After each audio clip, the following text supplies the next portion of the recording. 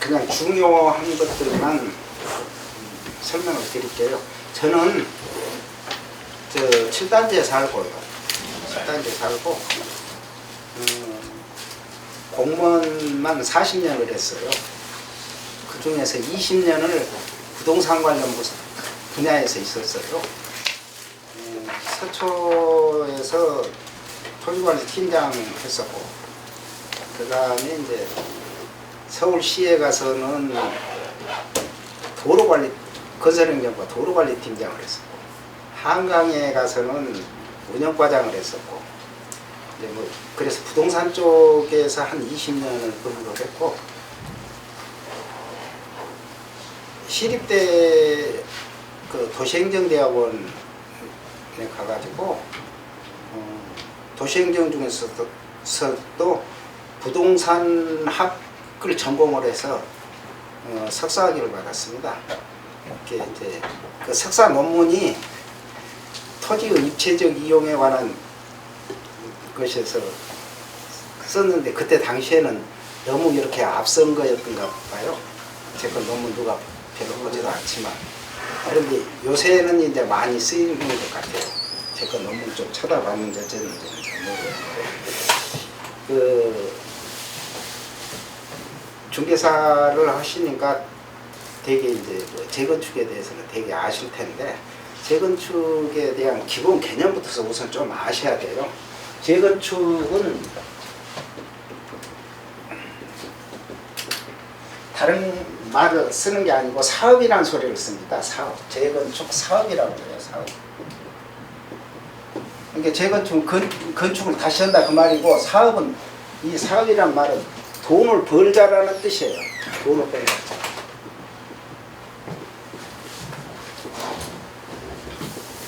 누가 돈을 버느냐? 사업한 사람. 그런데 이 사업에 들어갈 수 있는 사람이 아파트 소유자예요. 아파트 소유자가 돈을 버는 사업을 재건축 사업이라고 합니다. 그런데 재건축 사업을 할 수 있는 것은 주변 기반 시설이 다 돼 있는 것을 이야기해요. 기반 시설이. 기반 시설이 돼 있는 것을 말하는데, 기반 시설이라는 게 되게 무엇을 이야기하냐면 도로, 공원, 그 다음에 이제 상하수도, 전기, 그 다음에 도시가스 등, 이제 통신도 들어가고요. 통신. 되게 이런 것들이 기반 시설이라고 그러는데, 기반 시설이 기본적으로 갖춰진 데에서는 재건축 사업을 해요. 이것이 양호해야 돼요. 기반 시설이 양호해야 돼요. 그런데 이제 그 개포동 같은 경우는 기본적으로 이런 것들, 이제 공원 같은 경우는 좀 예외지만, 또 상하수도, 전기, 도시가스, 통신, 요것은 되게 뭘로 만들어져 있냐면 공동구라는 것을 해가지고 만들어져 있어요.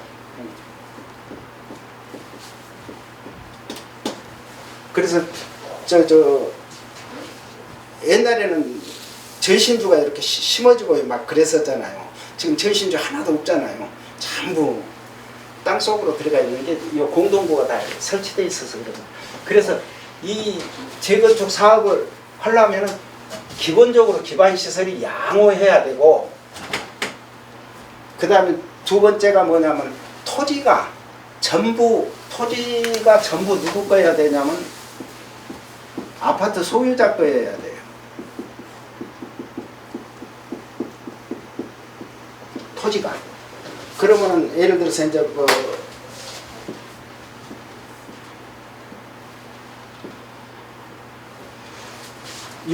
7단지가 이렇게 있으면은 아파트 안에, 여기 안에 있는 땅들 있잖아요. 여기 아파트 소유 땅.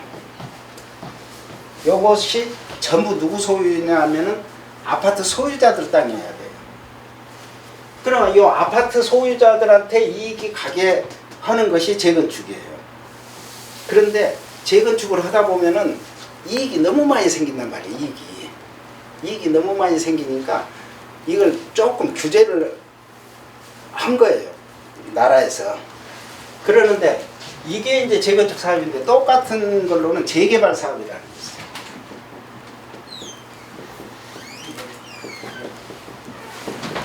요것은 똑같이 하는데 요것은 토지주의하고 토지주 플러스 건물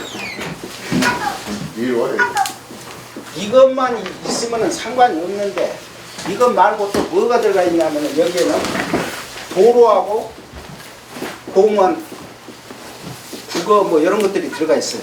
이것은 누구 땅이냐면 국가 땅이에요. 요건 개인이고 요것은 여기는 전부 개인이에요.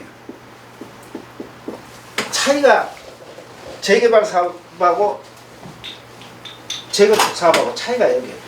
이건 개인 플러스 국가이기 때문에 반드시 국가가 개입을 합니다. 공적 개입이 반드시 들어가요. 공적 개입이 들어가는데 이것은 원칙적으로는 국가가 개입을 하면 안 돼요. 국가가 개입을 하면 안 돼요.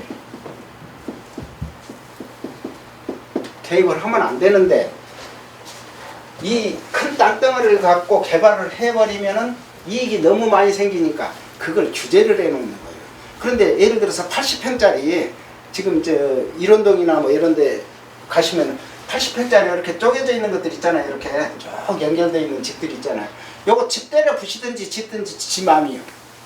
그게 원칙이에요. 관여를 하면 안 된다고 말이에요. 그런데 워낙 땅 덩어리가 크니까 커서 이익이 너무 많이 생기니까 규제를 한 거예요. 규제를 하는데 그 이익을 규제를 하는 것이 제일 첫 번째로 규제를 하는 것이 뭐냐면 늘려가는 것을 한계를 둬놨어요. 늘려가는 것을. 아파트를 내가 이제 예를 들어서 6, 7단지 같은 경우는 23평, 25평, 31평, 34평으로 이렇게 이제 만들어져 있는데 이 평수를 재건축을 할 때 얼마까지 늘려갈 수 있느냐 하고 정해놨어. 얼마까지 늘려갈 수 있느냐. 30% 이상은 늘려가지 말라고 정해놓은 거예요. 30% 이상. 그러면은 23평은 29.9평이 되고 25평은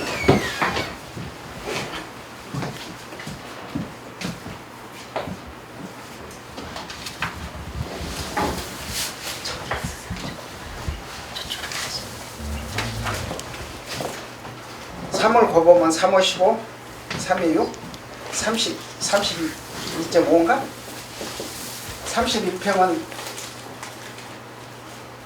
40.9, 34평은 44.2 이렇게 30%만 늘려가도록 만들어져 있어요. 그런데 요것은 어느 경우에만 이렇게 하도록 되어 있냐면 중층 아파트인 경우만 그렇게 해요.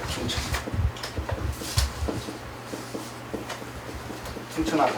이게 중층 아파트라는 게 지금 5, 6, 7단지 같은 경우가 이렇게 30%까지만 늘려가라고 시행령에다 정해놨어요. 그러는데 지금 현재의 이 정비계획에는 어디 것을 베꼈냐면은 저층 아파트 것을 베껴놨어요. 저층 아파트는 이 조항을 적용을 안 씁니다. 30% 늘려가라는 조항을. 왜 적용을 안 하냐? 저층 아파트 같은 경우는 예를 들어서 개포 3단지를 예를 들면 11평, 13평, 15평이었거든요. 그런데 여기에서 30%를 늘려가봐야 14.3, 30% 늘려가봐야 16.9, 30% 늘려가봐야 19.5 이렇게밖에 안 커져요. 아파트를 더 요 이상을 못 키워. 이 법을 그대로 30% 적용하는 것을 여기에다 적용을 하면 이러기 때문에 여기는 저층 아파트는 이 30% 늘리는 조항을 적용을 하지가 않고 그냥 11, 13, 15에서 자기 마음대로 평수를 늘려서 요것도 34평으로 가고 요거 뭐 40평으로 가는 사람도 있고 되게 이제 34평으로 많이 가거나 아니면 26평으로 많이 가도록 이렇게 만든 거예요. 그런데 이 중층 아파트는 처음부터서 30%씩 늘려갈 수 있도록 만들어 놨어요. 이걸 만든 이유가 뭐 때문에 만들어 놨냐면은 2003년도부터서 2002년도부터서 시작을 해가지고 2005년도에 끝난 아파트가 있어요. 동부센트럴밸이라고. 동부센트럴밸 아시죠? 도곡동에 있는 거. 타워팰리스 맞은편, 숙명여고 맞은편에 동부센트럴밸이라고 이렇게 동그랗게 생긴 아파트 있잖아요. 거기가 어떻게 늘려갔었냐면 그때에는 이 조항이 없었어요.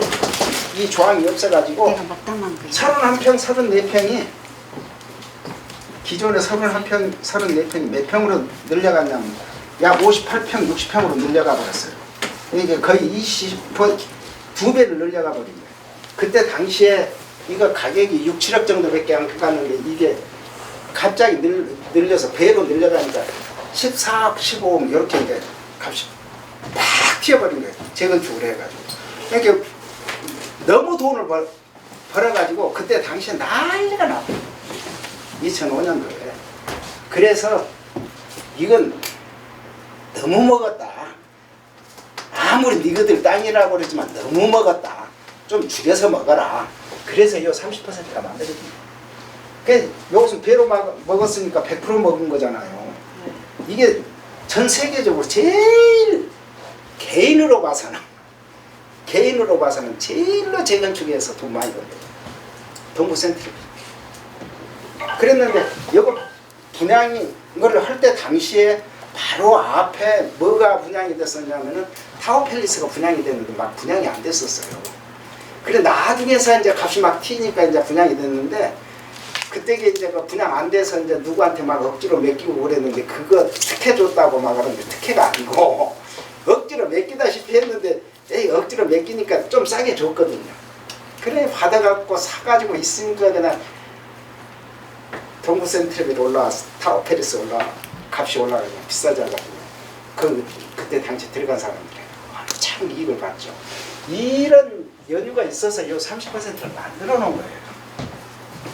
그런데 아까 11평, 13평, 15평 있는 요것은 저층 아파트거든요.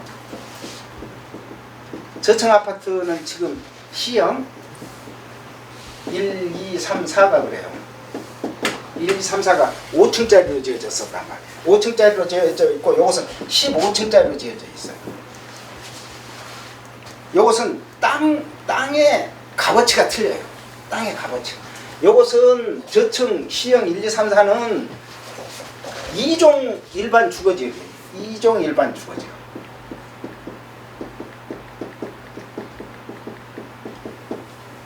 이건 용적률이 몇 %로 되어 있냐면 200%로 되어 있어요.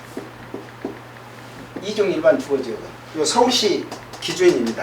서울시 도시계획 조례에 나와 있는 기준. 국토관리법에서는 이것보다 좀 높습니다. 그런데 여기 5, 6, 7단지는 3종 일반 주거지역이에요.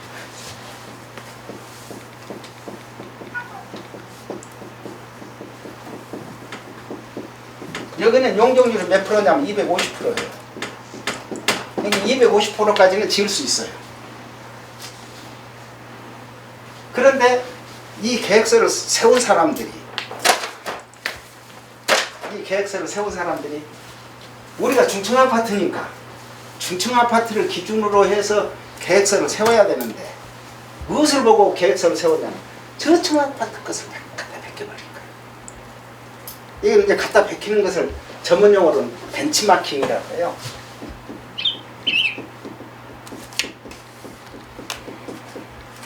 벤치마킹이라고 그러는데 예를 들어서 2단지, 3단지가 먼저 했으니까 2단지, 3단지 것을 베껴서 4단지 것을 만들 때 이 계획을 갖다가 만들면 별 문제가 없어요. 같은 2종 주거지역이니까.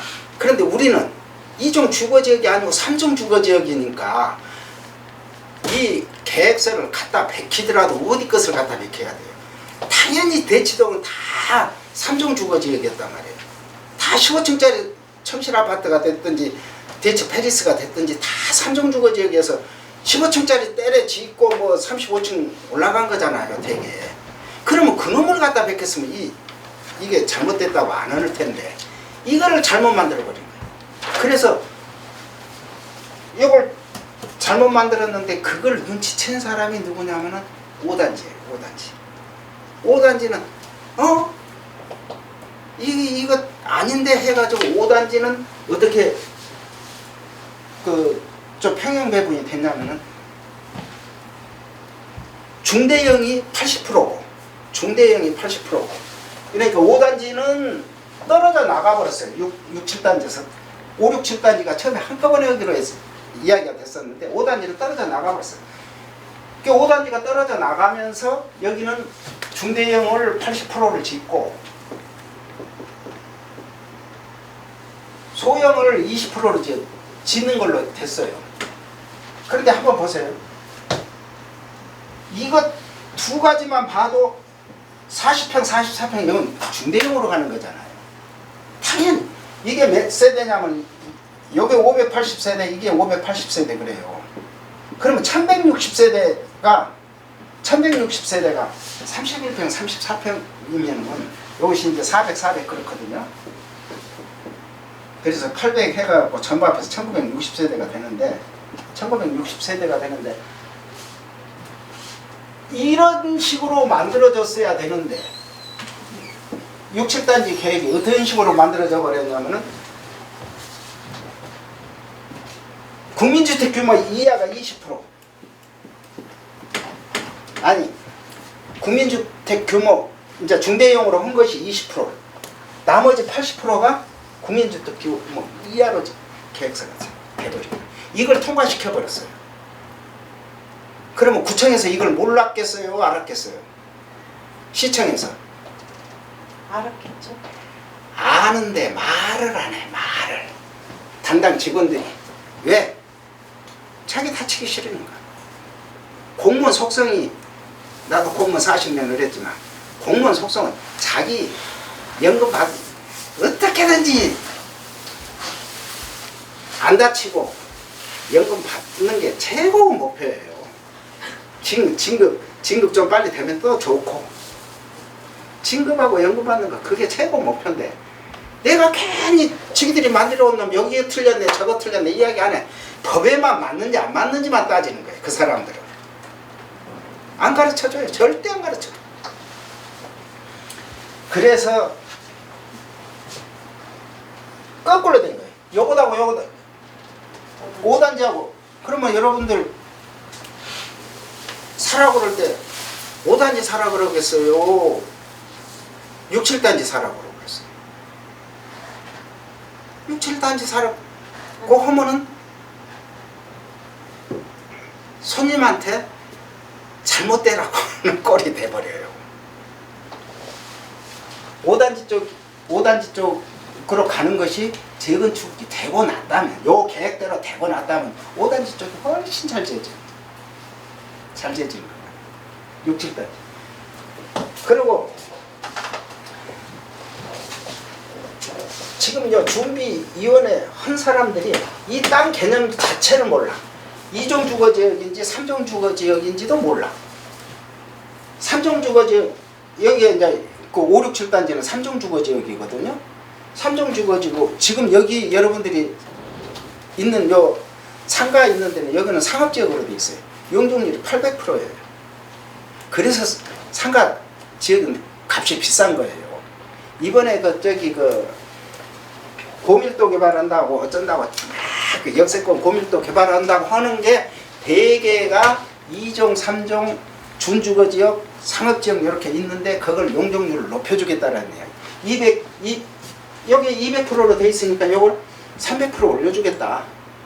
요게 250%로 돼 있으니까 요것을 350%로 올려주겠다. 그래 놓고 그 위에 용적률 높여줘 놓고 건물을 헐고 새 집을 지어지면은 더 높게 짓고 상업시설을 업무시설이나 상업시설을 줄이고 나머지는 아파트를 넣어서 공급을 하겠다 그 이야기입니다. 지금 하고 있는데 여기도 당연히 개포 전철역에서 가깝기 때문에 원래 250m로 돼 있는데 350m로 늘려놨어요. 금년도에. 지금 그런 식인데 이 2종 3종 구분도 못하는 사람들이 거기 앉아가지고 무엇을 하고 있냐. 계획서를 이 모양으로 세워놨어요. 그런데 이게 한번 통과가 돼버리면 요거 대로 안 지으면 까막 속아요. 요거 대로 지어야 돼. 10% 경량 변경이라고 10%는 왔다 갔다 할 수 있는데 이게 바꿔질 수가 없게 구조적으로 만들어 있어요. 그리고 얼마나 요게 이제 개포동 185번지거든요. 6, 7단지 땅이 185번지인데 요 가운데 길이 있어요. 6, 7단지 사이에 찻길 있죠. 찻길 있는데 이 찻길이 나라 땅일 것 같아요. 개포 6, 7단지 사람들 땅일 것 같아요. 개포 6, 7단지. 나라 땅. 그러니까 거기다 차를 대면 딱지를 끊는다고 얘기 들었거든요. 나라 땅. 말도 안 되는 소리하고 있어. 딱지 끊었다 그러면 그는 징계 들어요. 징계. 딱지 끊잖아요. 그것도. 안 돼. 요 땅이 누구 땅이냐면은 개포 6, 7단지 사람들 땅이에요. 개포 6, 7단지 사람들. 185번지에 지적 도면을 띄면 이렇게 나와요. 이렇게. 이것이 나라 땅이라고 한 놈들이 요 계획서를 세운 놈들이. 그런데 똑같이 이런 상황으로 돼 있는 데가 이제 저 개포 1단지가 있어요. 개포 1단지는 1982년도 이제 분양을 할 때 재산세가 많이 나온다고 그런 걸 전부 나라에다 줘버렸어. 네. 이제 와서 통곡을 하는 거예요. 그건 재산세 몇 푼 된다고. 그 많은 세대로 나는 몇 푼 되지도 않은데 6천 다행히 이거 안 주고. 그러니까 지금도 요쪽 막아버리고 요쪽 막아버릴 수 있어요. 불편하니까 안 막을 뿐이지. 내 땅이거든. 그래 이제 요걸 가지고 재건축을 하는 건데 이게 땅값이 얼마나 될까요? 한 평에. 개포 5, 6, 7단지 이쪽 땅값이. 재건축을 하게 되면은 땅값이 올라가요. 땅값이 올라가서 그러는 거지. 건물값은 그건 아무것도 아니에요. 여기에 이제 이렇게 아파트들이 있잖아요. 이렇게 여기가 이렇게 땅값 계산하는 법 하나 배워 가시는 것만 해도 그냥 여기 오시는 아파트 값을 전부 보탭니다. 701동 것 8동 것 전부 보태. 아파트 값을 전부 보태.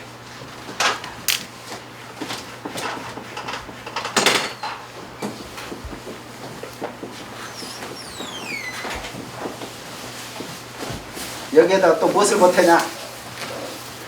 아파트만 있는 게 아니고 관리동이라고 있어요. 그 관리 사무실 있는 건물, 그거 값도 보태.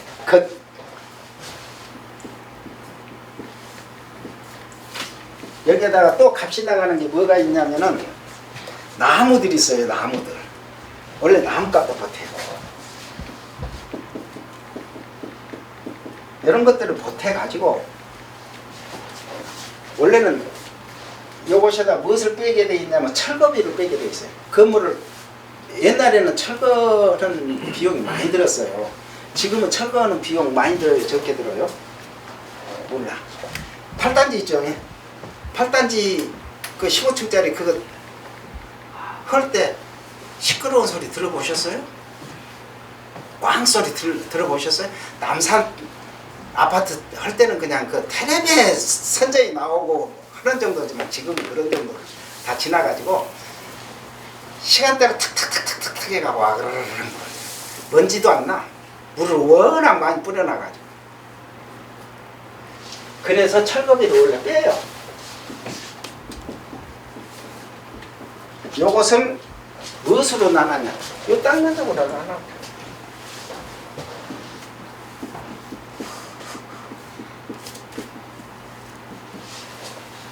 그러면 아파트 값은 오르락내리락 하니까 오르락내리락 할 것 아닙니까? 지금 이제 그 34평 같은 경우는 실제 거래된 것은 22억까지는 거래가 됐었던 것 같고, 호가는 24억까지도 갔고 그랬으니까. 그러면은 하여간 그 값을 전부 보태면은 이제 싸게 팔 때는 20억에도 팔렸으니까 또 계산을 하면 얼마가 나오냐? 한 평당 얼마나 나올 것 같아요? 아파트 토지 가격이 1억에서 1억 2천 사이로 왔다 갔다 해요. 1억에서 1억 2천 사이.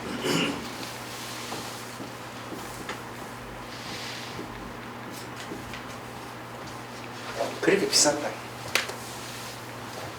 공시지가는 4천만 원도 안 돼.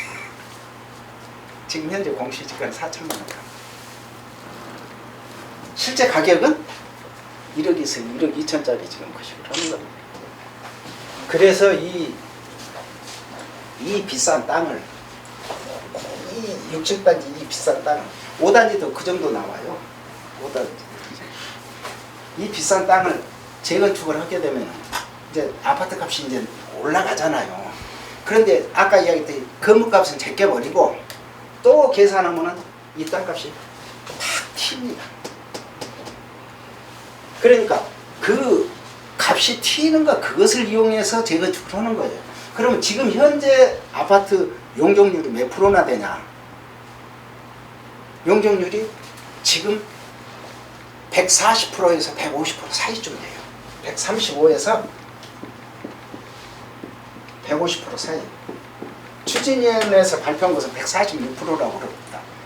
내가 이제 건축물관리대장 다 해서 계산해봐야 되지만은 뭐 대강 요 사이니까 뭐 그것이 중요.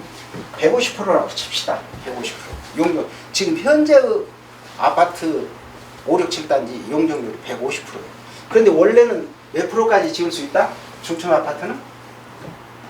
3종 주거지역을 몇 프로까지 지을 수 있다? 250%까지 지을 수 있다고 그랬잖아요. 250%까지. 그러면 250%하고 150%하고 그 차이가 몇 프로예요? 100%죠. 이 100%를 이용해서 재건축을 하는 거예요.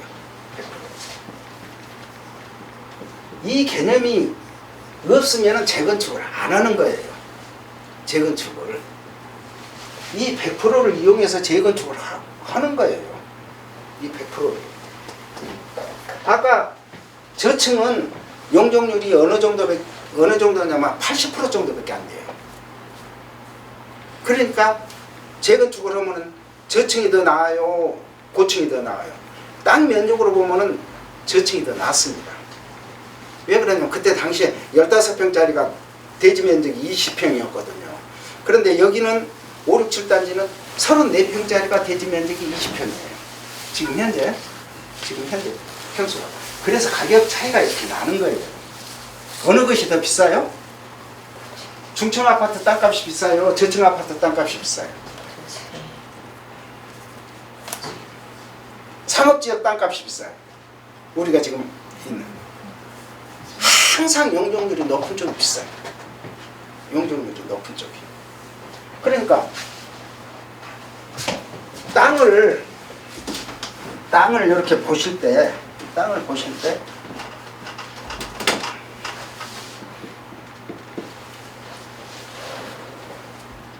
주거지역이 있고, 주거지역에는 1종이 있고 2종이 있고, 지금 현재 이제 또 바뀔지는 모르겠는데 3종이 있고, 준주거가 있고, 그 다음에 상업지역이 있어요.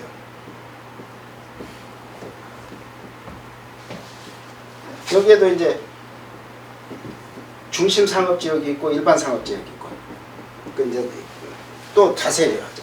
요것은 용적률이 100%에서 120%밖에 안 돼요.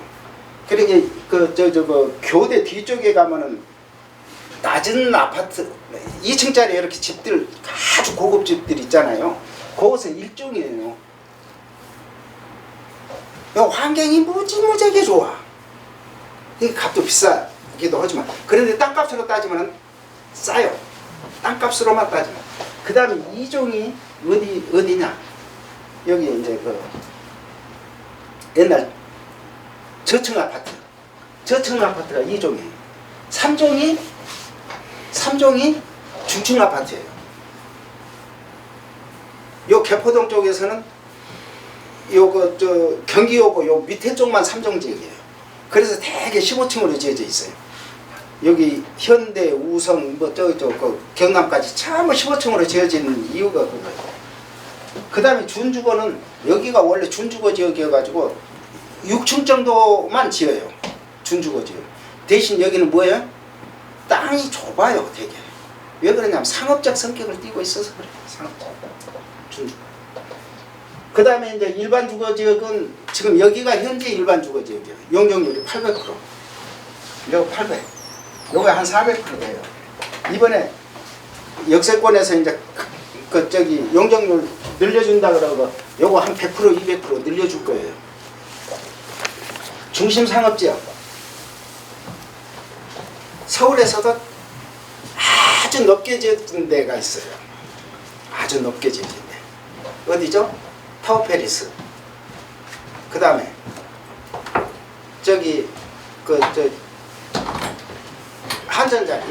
한전자리 옆에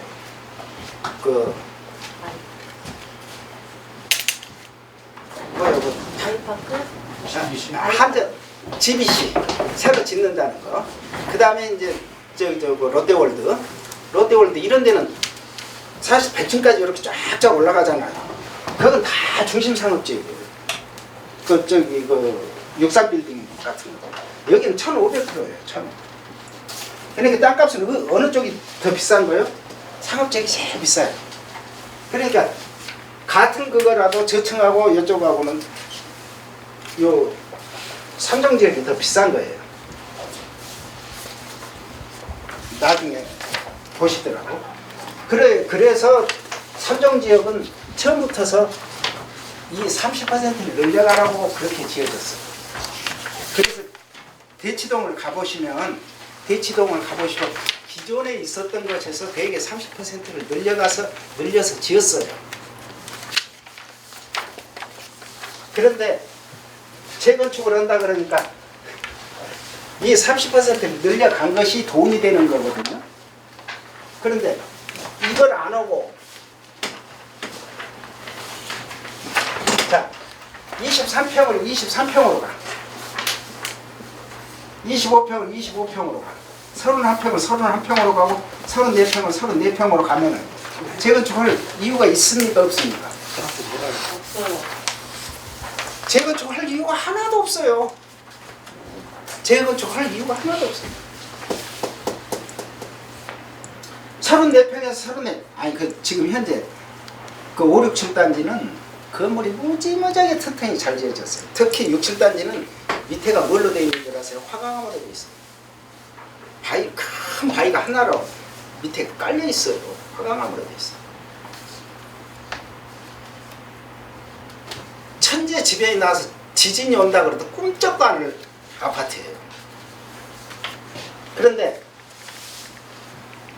1982년도에서 1990년도 사이 이때 지어진 것들은 대개 뭘로 지어졌냐면은 한강모래로 지어졌어요. 한강모래로. 우리나라에서 제일 좋은 모래가 생산되는 데가 한강모래예요. 그래 한강모래로 지어진 것은 못이 안 들어가. 이게 때려요. 그런데 1990년대 이후에는 90년대 이후에 지어진 게 되게 어디냐면 이제 요 수소동 쪽이라든지 아니면 이제 분당 쪽이라든지 일산 쪽이라든지 그 일기 신도시, 중동, 삼본, 평촌 이런 데가 되게 90년대에 지어졌는데 여기는 뭘 가지고 지었냐면 바닷모래 가지고 지어졌어요. 바닷모래를 씻어내 이제 분무기로 이렇게 씻어내 갖고 짬을 다 뺀 다음에 그걸 썼기 때문에 비리비리해요. 훨씬 이것보다 더 안 지어졌어요. 그럼 반포 압구정은 무슨 모래 갖고 지었어요? 한강 모래. 그래서 튼튼해. 이제 그런 것도 이제 참고로 알아두시고, 잘못해서 그 분당 가서 진짜로 짠물을 다 빼고 지었으면 문제가 없는데, 짠물을 제대로 안 빼고 지은 데도 있어요. 전부 입밥 같은 건 이야기 뻔 것도 안 합니다. 자기 집값 떨어지고 와서 이제 그런 이제 일단 아셔야 되고, 그래서 재건축 사업은 돈을 벌려고 하는 거예요. 무엇을 이용해서? 용적률 차익을 이용해서. 근데 용적률 개념을 조금 아셔야 되는데, 용적률은 기본적으로 건축 면적, 그 건물 면적, 땅 밑에 있는 것은 안 따집니다. 땅 위쪽에 있는 건물 면적을 땅 면적으로 나누는 것을 용적률이라고 해요.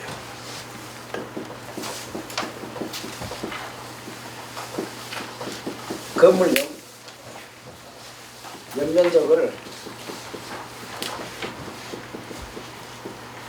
토지 면적으로 나눈 거예요. 그러니 건물 연면적인데, 건물 중에서도 이제 지하로 들어간 것은 해당사항 없어요. 지하에는 해당사항 상관없는, 지하는 마이너스 시킨 거예요. 아니 그 연면적에서 뺍니다. 그러고 이제 건폐율이라는 게 있어요.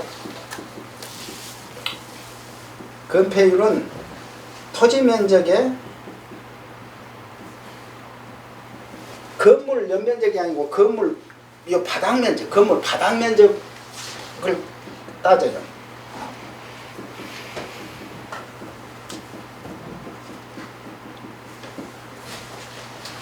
그런데 여기서 건폐율은 아파트에서는 별로 의미가 별로 없습니다. 왜 의미가 없냐면은, 건물 바닥 면적이 땅덩어리가 이렇게 넓은데 뿡뿡 이렇게 지어놓으니까 이 바닥 면적이 별로 넓지를 않아요. 그래서 20%를 왔다 갔다 밖에 안 해. 그런데 실제로는 이정주거적 같은 경우는 용적률은 200%인데 건폐율은 60%예요. 3정은 요건 250%인데 요것은 50%예요. 그러니까 요걸로 지어서 요것 하면 원래 50에다 250 요거 딱 해보면 한 5층까지는 얼추 짓겠다 그렇게 생각했잖아요. 그래서 도로변 옆에 이렇게 쭉 보시면, 아, 3정 주거지역으로 5층 이쯤으로 지었구나 하고 이렇게 걸어가면서도 보면 알아요. 이게 이제 그 전문적으로 보는 눈이 있으면, 아, 여기는 상업지역이다, 여기는 뭔 지역이다, 이제 뭐 노선 상업지역이다, 뭐 이런 것이 다 보이는 건데, 이 건폐율이 의미가 별로 없어요. 왜 그러냐? 거리 간격이 많이 떨어져 있으니까. 그래서 우리 6, 7단지 같으면은 동하고 동 간의 간격이 몇몇 한쯤 될 걸로 보여요. 동 간 간격이 넓단 말이에요. 얼마냐면 지금 현재 40m예요. 40m. 그런데 여러분들 가만히 한번 보셔요. 6, 7단지는 40m인데 바로 옆에 8단지 있어요. 8단지는 용적률이 330%예요. 거기는 특이하게 이제 그렇게 이제 좀 많이 준 건데, 많이 주려고 해서 많이 준 것은 아니고, 거기는 여러분들 가서 사시겠습니까? 빡빡하다고 느끼실 것 같아요. 포로수용소. 너무 빡빡해. 너무 빡빡해. 그게 뭔 이야기냐면은, 용적률하고 건폐율인데, 높게 짙게 만들어버리면 아무 문제가 없어요. 간격이 뚝뚝 떨어져도 상관이 없어. 높게 올라가 버리니까. 그런데 수방사에서, 수도방위 사령부, 수방사하고 서울시에서 높게 못 짓게, 35층 이상은 못 짓게, 아까 이야기한 상업지역 빼놓고는 전혀 허가를 안 내줘요. 지금 현재까지 35층으로 딱 막 묶어놨어. 그럼 위로 묶어놓으면 어디로 퍼져야 돼요? 옆으로 퍼져야 되잖아. 그래서 300%가 돼버리면은 지금 8단지 같은 아파트가 돼버려요. 그 8단지 같은 데서 사시겠어요? 6, 7단지 같은 데서 사시고 있어요. 이걸 뭐라 그러냐면 쾌적성이라고 해요. 쾌적성.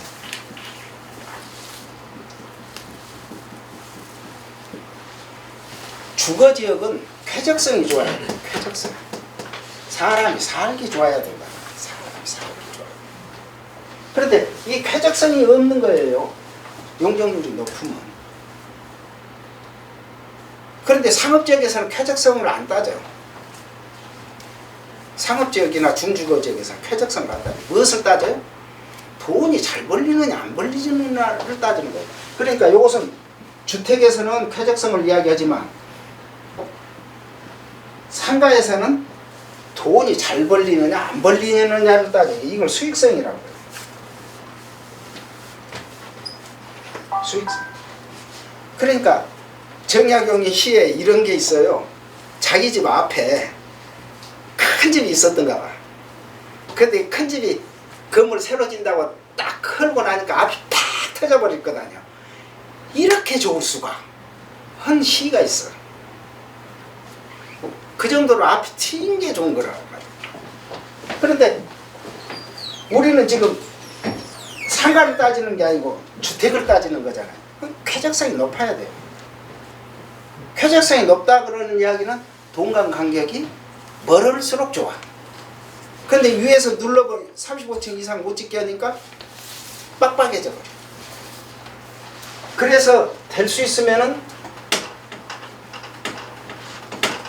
몇 프로로 짓냐? 몇 프로로 짓냐? 될 수 있으면은 퍼센테이지가 낮을수록 쾌적성이 좋아요. 그래서 쾌적성이 좋으면은 집값이 올라가 버려요. 같은 아파트라도 8단지를 사실 거예요? 6, 7단지를 사시겠어요? 같은 아파트라고. 6, 7단지를 사는 이유가 있어요. 땅이 이제 토지 지분이 넓은 것도 있지만은 여기는 쾌적해. 여러분들 300% 넘는 아파트 단지가 헬리오시티예요. 헬리오시티. 헬리오시티 혹시 가보셨어요? 헬리오시티 안쪽으로 들어가면은 따닥따닥 붙었어. 아파트가. 그래갖고 이웃집 전혀 눈까지 와요. 눈까지. 우리는 40m 떨어졌으니까 이웃집 전혀 눈 보여요? 안 보여요? 안 보이잖아요. 너무 멀어서. 그러니까 옷을 벗고 있어도 누가 말 안 해. 근데 이웃집 헬리오시티 같은 경우는 너무 가까우니까 이웃집 전혀 눈이 보이니까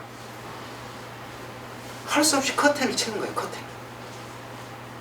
지금 8단지 보나마나 커튼 칩니다. 예, 뻔히 보이는데 뭐. 그게 쾌적성이에요. 그런데 이제 우리 단지보다 더 좋은 데가 있어. 어디냐? 미도 아파트. 미도 성경 우성. 간격이 몇 메타? 50m. 차 주차 대수 2대. 한 1.7대쯤 될 겁니다. 2대. 그럼 미도 성경 우성이 좋아요? 개포 5, 6, 7단지가 좋아요? 거기가 더 좋잖아요. 차대기도. 우리는 옛날에 지어졌지만 차를 0.44대로 정해놨어요. 그래서 조금 불편해요. 주차가. 그래 이제 그러면 용적률은 그대로 놔둔다 하더라도 높게 지어버리면은 간격이 떨어지니까 사용하기가 좋을 거 아니에요. 그러면은 그래서 자꾸 나오는 게 음마하고 저기 압구정동이 자꾸 이야기하는 게 67층 달라 그러는 거예요. 67층 달라.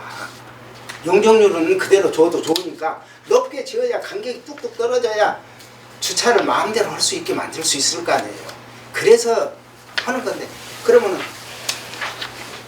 압구정동이나 청담, 대치, 삼성 여기가 왜 재건축 안 하고 있을까요? 때가 아직 안 됐다고 보는 거예요. 이 정권에서는 전혀 안 풀어주려고 그러잖아요. 이번에 이제 뭐 풀어줄지 어쩔지는 잘 모르겠지만 그래서 이 용적률하고 건폐율을 이용해서 돈을 벌자고 하는 건데, 돈을 버는데 재건축을 하는데 제일 돈을 버는데 비용으로 떨어져 나갈 부분이 있어요. 비용으로 떨어져 나갈 부분이 뭐냐면은 재건축을 하는데 제일 돈이 많이 들어가는 게 있어요. 이익은 무지하게 생겨요. 이익은 무지하게 생겨요.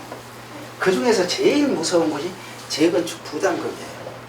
재건축이 환수해 가는 법률이라 그래가지고 그 옛날에는 개발 부담금이라 그래가지고 원래 그것은 유연이에요. 유연. 지금 2019년에 합헌으로 나와서 그러지 성격상으로 유연이에요. 그런데 왜 이제 재건축 부담금이 문제냐?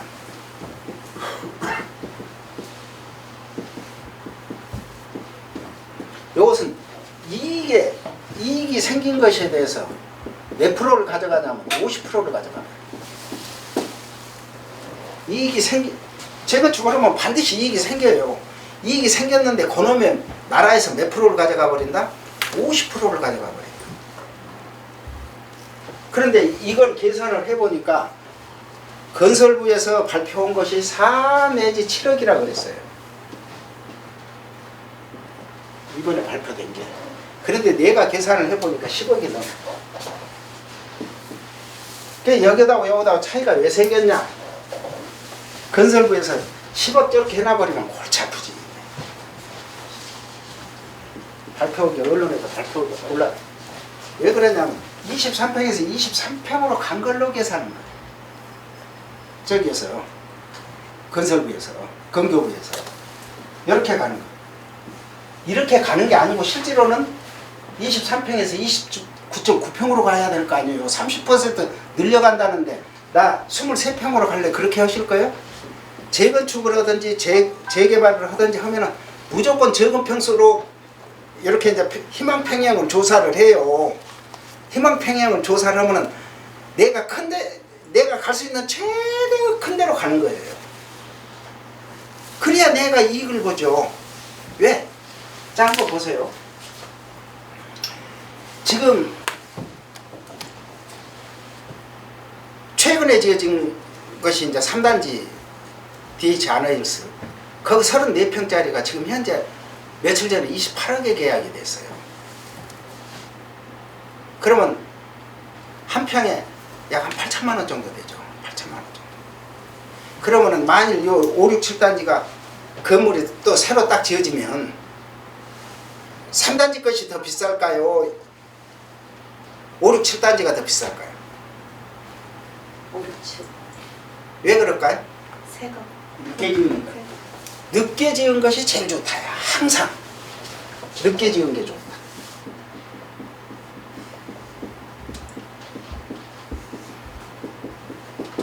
그 다음에 5, 6, 7단지는 지금 현재 건물이 있지만 스위치만 누르면 와그르르 무너지죠. 그런데 3단지 것을 지금 스위치를 누를 수 있어요, 없어요? 지어진 지 이제 얼마밖에 안 되는데 못 누르잖아요. 우리는 누르자고 지금 그러는 거고. 땅은 언제가 제일 비싸냐?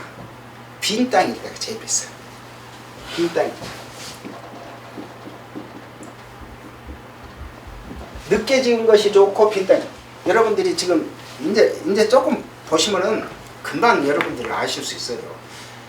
지금 한전자리에 GBC 이제 짓게 되면은 여러분들 손자 데리고 롯데월드를 가실래요? GBC를 가실래요? 놀러를 가야 되는데 한전자리에 GBC가 지어지면 롯데 똑같은 100층이에요. 이쪽이 조금 더 늦게 지으니까 100층 더 높게 지을 거예요. 얼마가 높든지 간에. 그러면은 롯데월드로 애를 데리고 갈 거예요. 한전자리로 놀러를 갈 거냐고. 두 군데 다 가봐야죠. 두 군데. 그래, 둘 중에 하나만 고르라고. 명답입니다. 아니, 가까우니까 얘기를 많이 가겠지만 두 군데 다 가니까 GBC.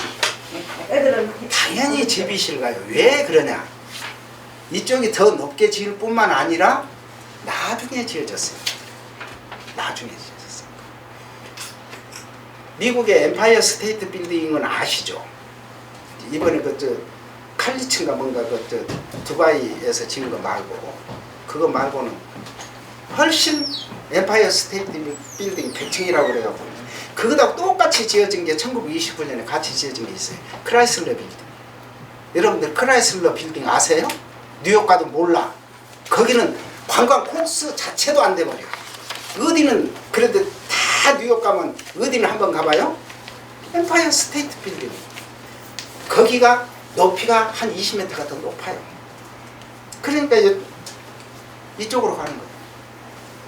그래서 이 늦게 지은 게 좋다고 빈 땅인 게 값이 제일 비싸다고 하는 이론이 여러분들 저거 중개사 시험 보실 때 부동산 학회로 1번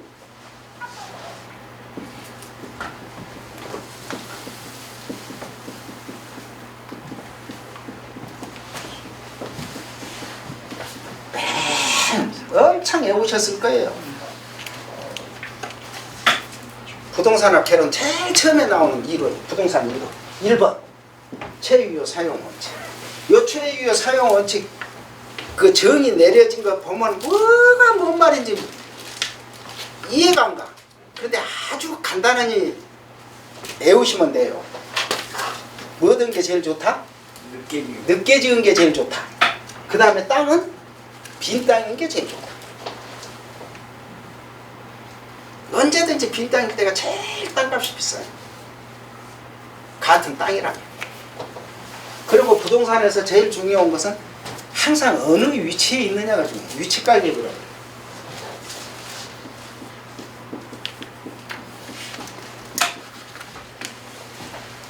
개포동 5, 6, 7단지 여기보다 더 좋은 땅이 없습니다. 진짜 좋은 땅이에요. 여러분들이 5단지하고 6단지, 4단지 사이에 이렇게 보시면은 그 소나무 있었던 자리 있어요. 여기에 8,000년 전에 고인돌이 거기에 있었어. 8,000년 전에 있었어. 언제 없어져 버렸냐? 1982년도에 없어져 버렸어. 잃어버렸어요. 그 유물이 있었는데 없애버렸다니까. 왜? 주택공사에서 그거 있으면은 건축이 늦어지잖아요. 분화제라. 그럼 어떻게 그거 있는 줄을 아냐? 옛날 책에 다 있으니까. 그렇게 여기가 사람이 살기 좋고 오래된 땅이에요. 오래된 땅. 그래서 그런데 비용 중에서 재건축 부담금이 제일 커요. 근데 재건축 부담금은 어떻게 계산을 할까?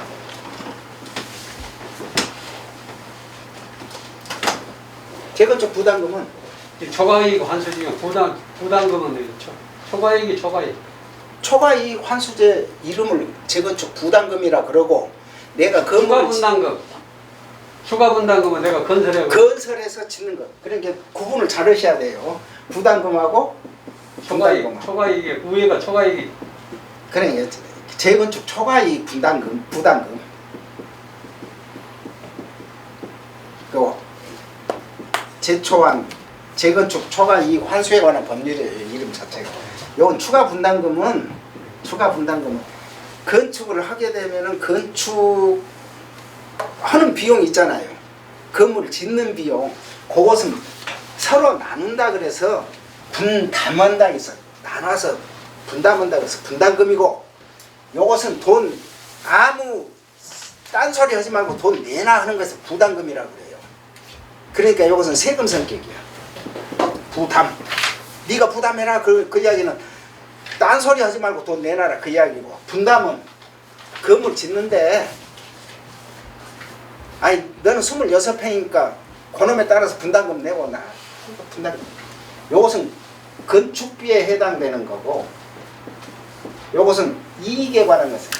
그런데 재건축 부담금은 어떻게 계산하냐? 시초가격이 있어요. 시초가격. 처음에 어떻게 계산해? 시초가격. 시초가격이 있고 여기다가 이제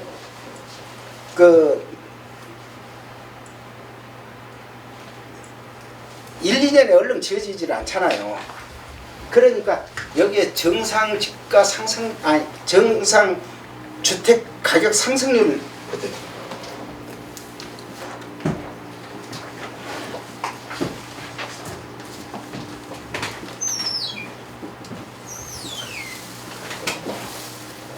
여기에다가 무엇을 보태냐, 아까 분담금 계산했듯이 건축을 하는 비용이 있을 거다. 그걸 개발 비용이라고 그래요. 요 개발 비용은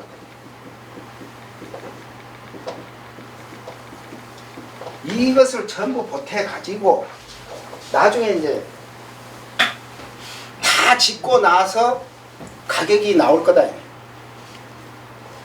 그것을 종료 가격이라고. 요놈을 빼는 거예요. 요놈에서 요것을 빼면 이익이 나올 거다. 이익이. 이 이익이 엄청 커요. 적은 게 아니에요. 요놈의 이익의 반을 가져가요. 반을. 이익의 반을 가져가 버려요. 이익의 반을 가져가는데 이때 이익은 여러분들이 생각하는 것 같이 내가 돈을 가지고 있는 돈이에요? 머릿속에 있는 돈이에요? 이건 머릿속에 있는 돈이에요. 이 이익이라고 하는 것은. 이 이익이라고 하는 것은 머릿속에 있기 때문에 이것을 뭐라 그러냐, 돈으로 안 만들어졌다 그래서 미실현 이익이라고 그래요. 돈으로 안 만들었어. 팔았다든지 뭐 어떻게 했다든지 해야 이익이 생기는데 아직 그 상태가 아닌 미실현 이익이에요. 머릿속으로는 30억이 됐든지 40억이 됐든지 그게 문제예요. 그런데 미실현 이익에다가 세금을 때리는 것은 전 세계에 없어요. 그래서 1995년에 토지초과 이득세를 만들었을 때 당시에 위헌으로 나왔어요. 그런데 작년에 2019년에 이걸 다시 하니까 합헌이래. 아니 지기들이 만들어 놔서 위헌이라고 해놓고는 이번에는 또 합헌이래. 그러니까 우리가 빠져나가지를 못해요. 6, 7단지가. 이 미실현 이익은 머릿속에 있는 돈이에요. 현재 내가 돈을 가지고 있지를 않아요. 이놈을 이 이익 난 것 중에서 반을 내놓으라. 반을 내놓으라 그러니까 내가 세상 살이를 하는데 내가 호주머니에 있는 돈을 갖고 내놓지 없는 돈을 갖고 내놓냐고요. 안 내놓잖아요. 그런데 2017년 12월 31일 이전에 관리처분 시청을 낸 데는 다 면제를 해줘봤어. 일몰법이라고 했어. 다 면제를 해줘. 그래서 시형, 개포 1단지, 개포 2단지, 3단지, 개포 4단지 이건 다 면제. 6, 7단지는 무조건 50%. 이게 엄청나게 큰 거예요. 엄청나게 커서 이 미실현 이익은 내가 돈이 없는데도 6개월 안에 돈을 내야 돼. 아까 이야기했듯이 금액이 얼마 정도 된다고요? 이렇게 클려 요 자리로 재평수로 가서 재평수로 가면은 4억에서 6억 가까이 7억 가까이 될지 모르지만 내가 한 평이라도 늘려서 가야 될 거다. 늘려가면은 10억 가까이 돼요. 10억을 내가 내놔야 돼. 그런데 벌기는 얼마를 벌었어요? 20억을 벌었어요. 머리로는. 10억 내놓으라 그러면 내놓을 수 있을 것 같습니까? 그런데 돈이나 빌려주면은 내놓겠지. 15억 이상 아파트 돈 빌려준답니까? 안 빌려준답니까? 안 빌려주잖아요. 안 빌려주면 못 내는 거지. 못 내면은 구청에서 압류 안 해요? 바로 압류 들어가 버리죠. 그 기간이 6개월밖에 안 줘요. 6개월 내에 현금으로 내도록 돼 있어요. 현금으로. 요 빨리 위원으로 다시 가야 돼요. 그런데 어찌됐거나 지금 현재는 살아있어. 큰 문제. 아마 6, 7단지나 5단지도 마찬가지지만 5단지는 정비계획이라도 좀 잘 돼 있지만 6, 7단지 현금을 빌려주지도 않고 그럼 여기 들어올 수 있는 사람 현금 10억 이상 안 가지고 있는 사람 전혀 입주가 불가능합니다. 입주가 불가능. 진짜 무서운 일이에요. 이렇게 재건축 부담금만 있느냐? 아까 추가 분담금도 있지. 요것만 있으면 또 괜찮게요?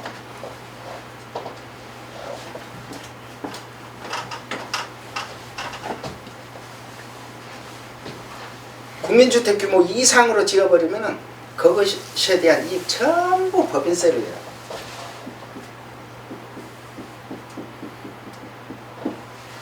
법인세. 또 지등록세입니다. 이렇게 많은 돈을 내고 아파트로 들어가게 됩니다. 그래서 요 원래 이제 헐고 다시 재입주를 하는 것을 재입주율이라고 그러는데, 다시 들어온다 그래서 재입주율이라고 그러는데, 지금 이런 상황이면은 재입주율 10%도 안 나와. 돈 10억 이상 없으면 못 들어가요. 여러분들 못 들어갑니다. 절대로 못 들어갑니다. 재입주율 2단지, 3단지도 지금 재입주율이 그렇게 높지 않다고 그러는데, 아마 5, 6, 7단지는 거의 불가능할 거예요. 거의 불가능. 다 누구 먹이만 되는 거죠? 돈 있는 사람, 현금 있는 사람이 먹이만 되죠. 이번에도 1단지 분양가 상한제에서 빠져는 나갔어요. 분양가. 그런데 34평 이상은 전부 15억이 넘어버리니까 현금 없는 사람 사관이 못 들어가요. 아무리 청약 통장에서 뭐 65점, 67점 나왔다 그래도 거의 당첨되는 순간 통장 하나 날아가는 거예요. 현금 10억 이상 없어요. 한 15억 이상이지, 거기 15억 이상 없어요. 이게 돈 있으면 신청을 하시고, 돈 없으면은 물론 당첨되면 10억을 벌어요. 거기가 4,750만 원이 분양이 됐는데, 지금 2단지, 3단지는 자그만치 4,900이 분양이 됐거든요. 그런데 8단지는 아마 내가 알기로는 3,800 얼마인가. 왜 3,800? 그건 쾌적성이 나쁘니까 값을 낮게 한 거예요. 그러면 그 GS하고 현대건설에서 왜 그러면 그렇게 빡빡하게 많이 지었을까? 이유? 그건 건축비 자체에서 돈을 벌기 위해서. 건축비 자체에서.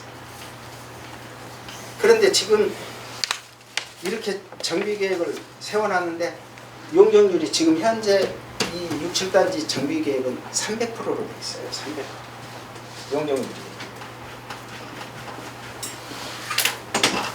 용적률이 300%로 돼 있는데, 용적률이 좀 종류가 또 있어요. 개포지구 전체 기본 용적률이라는 게 있어요.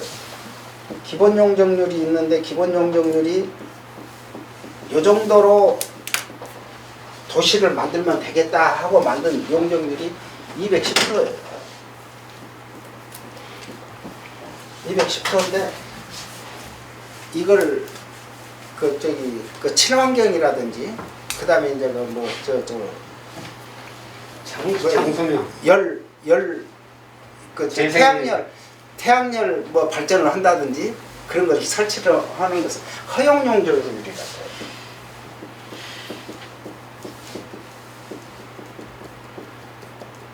요것을 20%를 줍니다. 요것은 허용 용적률은 그냥 주는 거예요. 왜 그러냐면은 뭐 지금은 텍스를 안 붙이잖아요. 친환경 페인트 다 친환경 페인트 칠하지. 그 다음에 나무 심으라고는 나무 심고 그렇잖아요. 그러니까 20%는 그냥 주는 거예요. 그래서 그냥 허용한다 그래서 허용 용적률이라는. 그래 230%가 된 거예요. 230%로 지으면은 내가 서울시에다가 땅 한 평도 안 내놔. 기부 체납이라는 게 없습니다. 그런데 서울시에서 이제 장난질을 하기 시작했죠. 20% 더 줄게. 우리 것은 원래 기본 용적률이 얼마여서 250이었는데 20% 더 줄게. 그런데 땅을 좀 내놔라 그런 거예요. 땅을 내놔라. 그것을 보통 민간인에서는 무상증여라 그래. 공짜로 내가 주면은 내가 받아주겠다. 그걸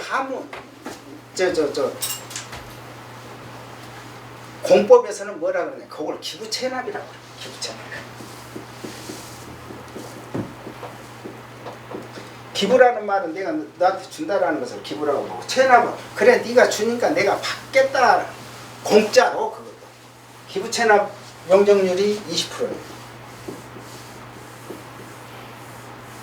그러면 250%딱 맞잖아요. 250%. 그런데 기부채납 용적률인데 얼마를 그러면 내놔라고 그러느냐? 기부채납해서 용적률을 얼마를 내놔라고 그러느냐? 7%를 내놓으래. 7%.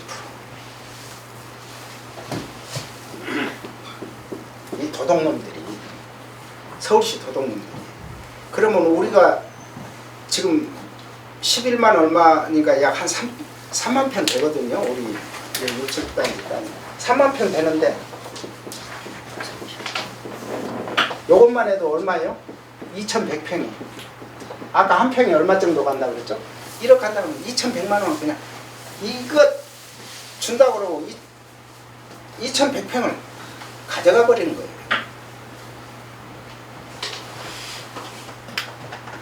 자기는 원래 이 250%까지는 우리가 쓸 수 있는 용적률인데도 그래.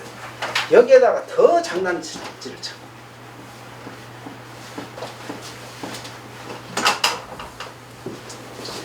여기에다가 달콤한 것을 하나 줘. 50% 더 줄게.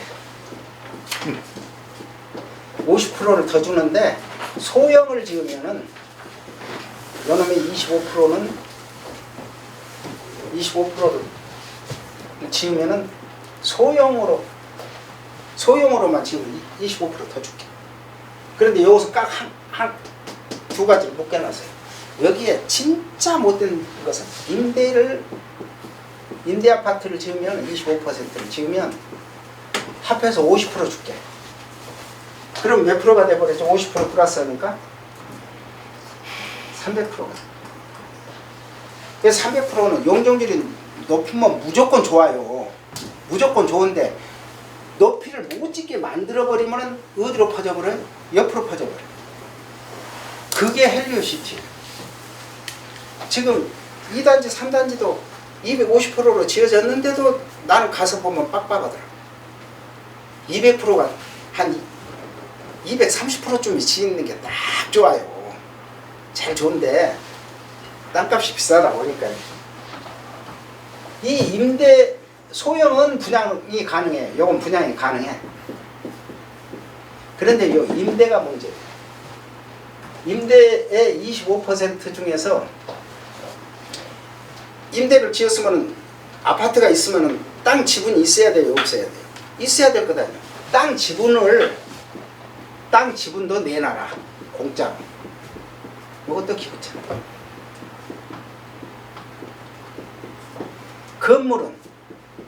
건물은 네가 짓느라고 고생했으니까 내가 돈을 쳐줄게.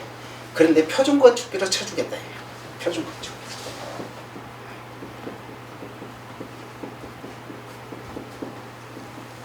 지금 현재 가격이 1제곱미터당 200만 원으로 돼 있어요. 그럼 3.3 곱하면 660만 원. 평당 660만 원. 660만 원에 쳐서 건물은 사줄게. 실제로는 뭐가 더 중요해요? 땅이 한 평이 얼마? 1억 간다고 그랬잖아요. 1억. 1억에서 1억이죠. 이걸 다 가져가 25%를 가져가겠다. 건물은 우리 이제 새로 짓게 되면은 아마 평당 가격이 제가 추정하건 데는 1,200만 원 정도 될 거예요. 왜 그러냐면은 지하철 다 파야죠. 또 나무 다 심어야죠. 그래서 건축비가 660만 원 갖고 되는 게 아니고 한 평에 한 1,200만 원 정도 들어갈 거예요. 그래야 이제 저 대리석으로 이렇게 좀 짓고 그러는데 저기들은 세멘만 바르면 660만 원 들어가요. 세멘만 바르면. 그것으로 사가겠다는 거예요. 서울시에서. 요것을 좋다고 덜커덕 내게 내버렸어. 서울시는 몰랐어요. 예? 몰랐다고 그게 들어간지. 아니 그러니까 이걸 만든 사람이 좀 머리가 있는 사람이 만들었어야지. 아무것도 뭐 그래놓고 요것이 임대가 몇 세대? 384세대. 미치고 팔자. 그러면 임대 아파트하고 이것하고 같이 있으면 요 일반 분양 아파트하고 있으면 집값이 올라가요, 떨어져요? 당연히 떨어지지. 3단지에 여기 저 경기하고 바로 앞에 까맣게 지어진 게 전부 임대 아파트예요. 그 밑에다 상가 딱 집어넣어 버리니까 장사도 안 돼. 2단지는 안 보여요. 사이사이에 끼워놨어요. 임대 아파트.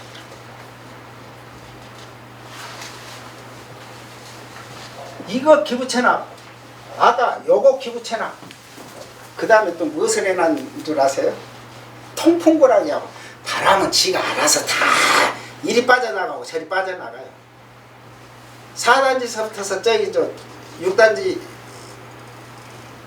5단지 4단지 사이 길을 통풍구로 만들어 놨는데 통풍구로 만들면은 그 앞에가 딱 가로막고 있는 건물이 있어요. 그게 동사무소 건물이에요. 동사무소 5층짜리 건물 딱 버티고 있어요. 아, 바람구멍을 만들려면 그것부터 철거를 해야지. 그 계획이 없어요. 그렇게 웃겨. 그리고 재건축은 아까도 말씀드렸듯이 내 땅 가지고 하는 거라고 그랬잖아요. 내 땅, 남 땅 갖고 하는 게 아니고. 그런데 5단지, 6단지, 7단지 사이에 있는 길의 일부를 4단지에다 넘겨줘요. 4단지. 그렇게 엉터리 같은 계획을 했는데도 누구 말 한 자리 한 사람이 없어요. 그래서 5, 6, 7단지가 아니 6, 7단지가 막하게 돼버린 거예요. 아마 용적률로 보면 나중에 350%가 더 돼버릴 거예요. 이런 부분 다 빼버리면 통풍도 빼고 정층 아파트 빼고 하면 300%가 넘어버릴 거예요. 아니 지금 현재 300%니까 몇 프로쯤 될까? 350%쯤 돼요. 그러면 저쪽 아파트보다 더 나빠진다는 이야기예요. 쾌적성이 개판돼 버려요. 이런 정도 상황을 갖고 그런데 이제 앞으로 이제 더 거시기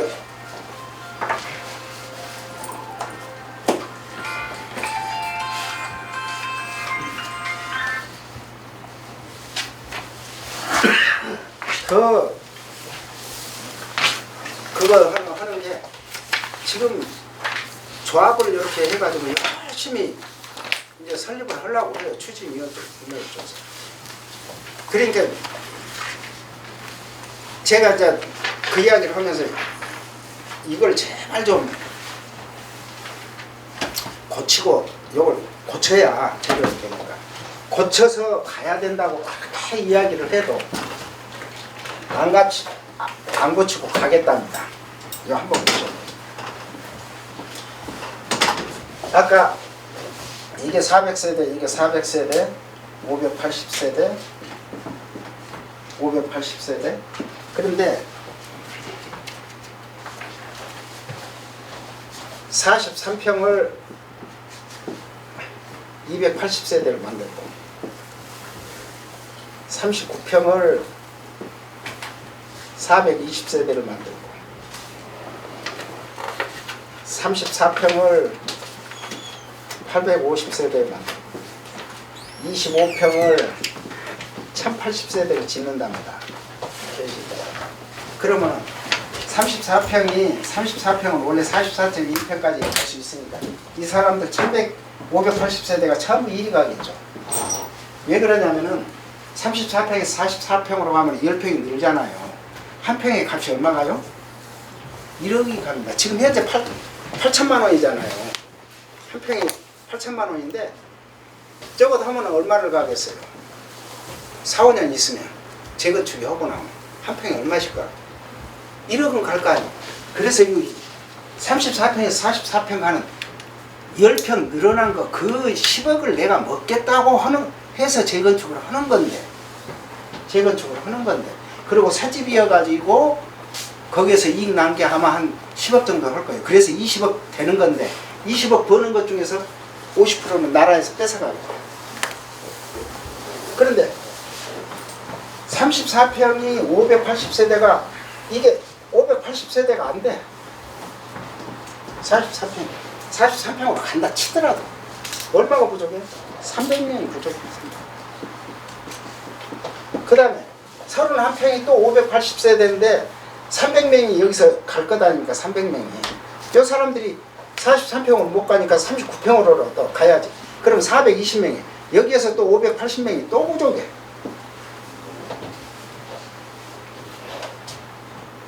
(120명) 그러면은 31평이 120명밖에 못 가니까 580명에서 120명 빼면 몇 명이 부족해요? 460세대가 31평, 39평 못 가요. 요걸 이제 관리처분이라고 그러는데 우리가 보통 말하는 것은 관리처분이라고 그러고 그 도시정비법에서는 주인이 조합원이 가지고 가는 것은 관리처분이라고 그러고 그 일반인이 돈 주고 사가는 것은 분양이라고 그래요.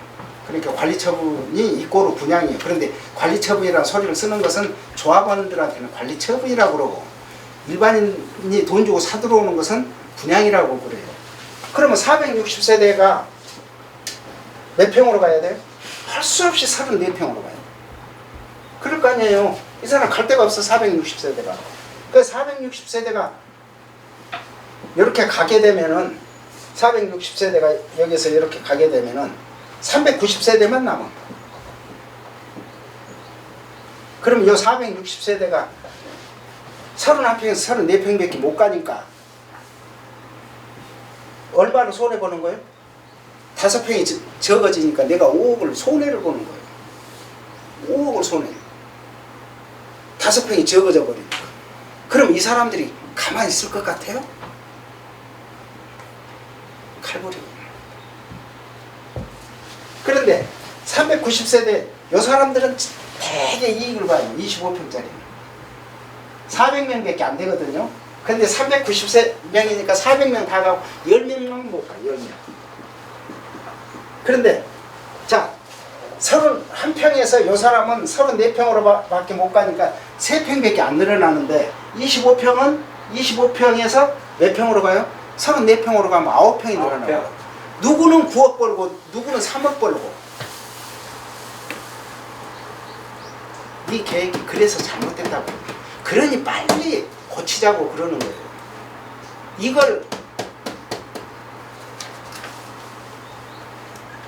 중개사 하시는 분들도 모르고 조합도 모르고 추진위도 모르고 아무것도 모르고 그대로 가자는 거예요. 이걸 고쳐야 돼요. 그나마 괜찮게 된 데는 5단지예요. 그래서 아시는 분들은 손님이 오면 5단지 거 사라고 6, 7단지 거 사라서 필요해요.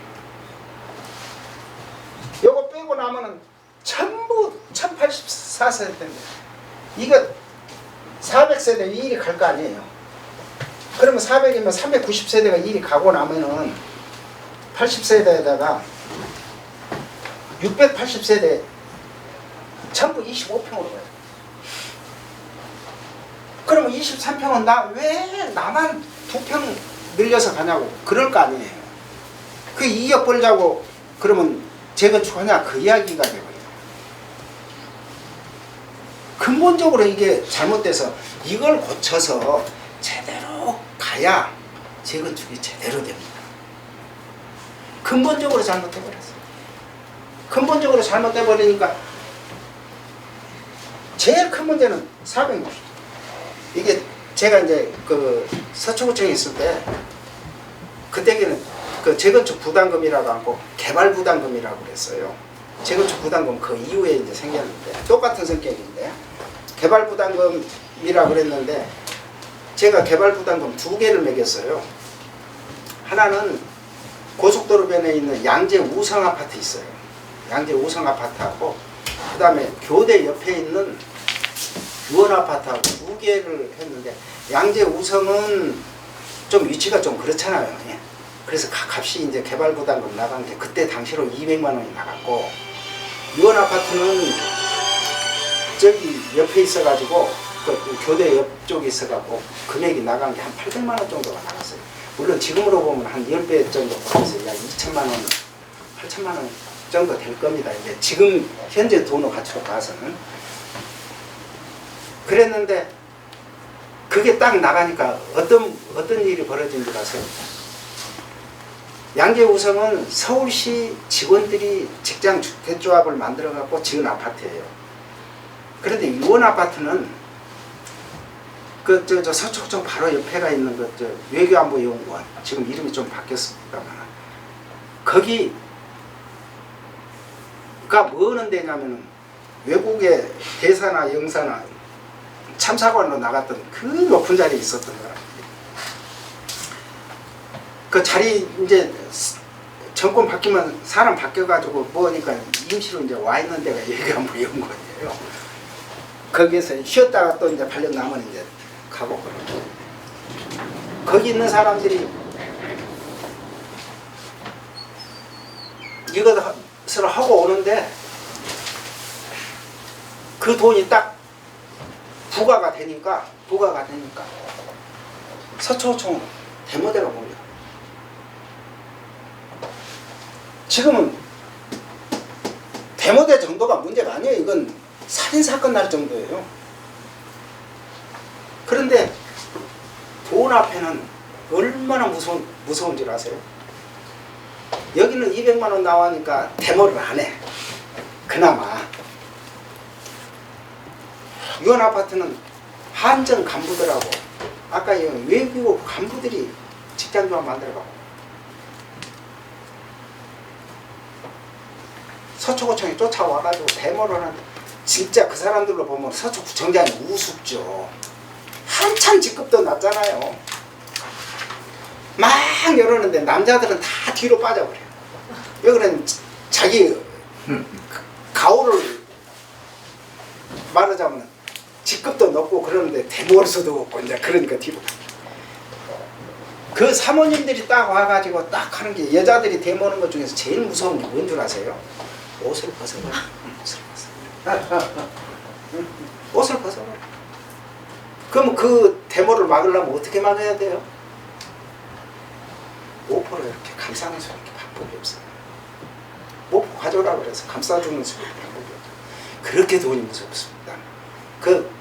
그리고 하는 소리를 보면은 무슨 영사, 참사, 대사 좋아하고 있네. 입에서 나온 거 보면은 아유 그런 걸레도 없어. 그런 걸레도 없어. 그게 돈이에요.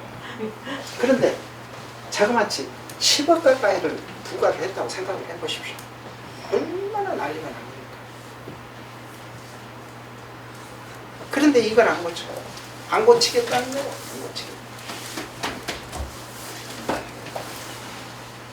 그러면은 어떻게 해야 그 복덕방 하시는 분들도 돈을 좀 벌고 그러냐. 우선 조합을 안 만들어야 돼. 왜 안 만들어야 되냐. 조합 만들어져 버리면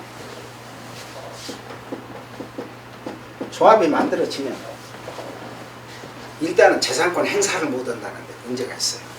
재산권 행사를 못 해요.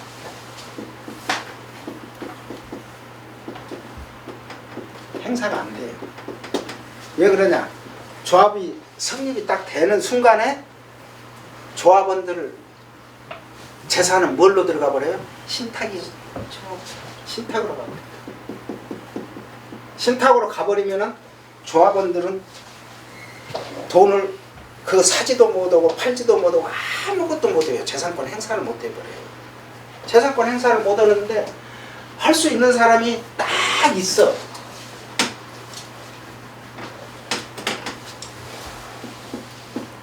(10년) 보유 5년 거주자만 풀어줬어요. 이 조합원에 들어갔다 해도 10년 거주 5년 거주한 사람만 이것은 재산권 행사가 가능해요. 요것만. 나머지는 전부요. 그러니 조합으로 들어가지 말고 가만히 있으면은 조합원이 아니면 재산권 행사가 된다 안 된다? 재산권 행사가 된다. 조합원이 아니니까 재산권 행사가 되잖아요. 그러면은 조합원이 아닌 사람은 무엇을 한다? 현금 청산한다. 이때 이제 현금 청산한다 그러니까 그러면은 토지 수용을 하는 거 수용권이 있으면 한 70% 정도 실제 가격보다 70%나 80% 수준으로 도움을 줘요. 그런데 현금 청산은 반드시 시가를 주게 돼 있어. 시가.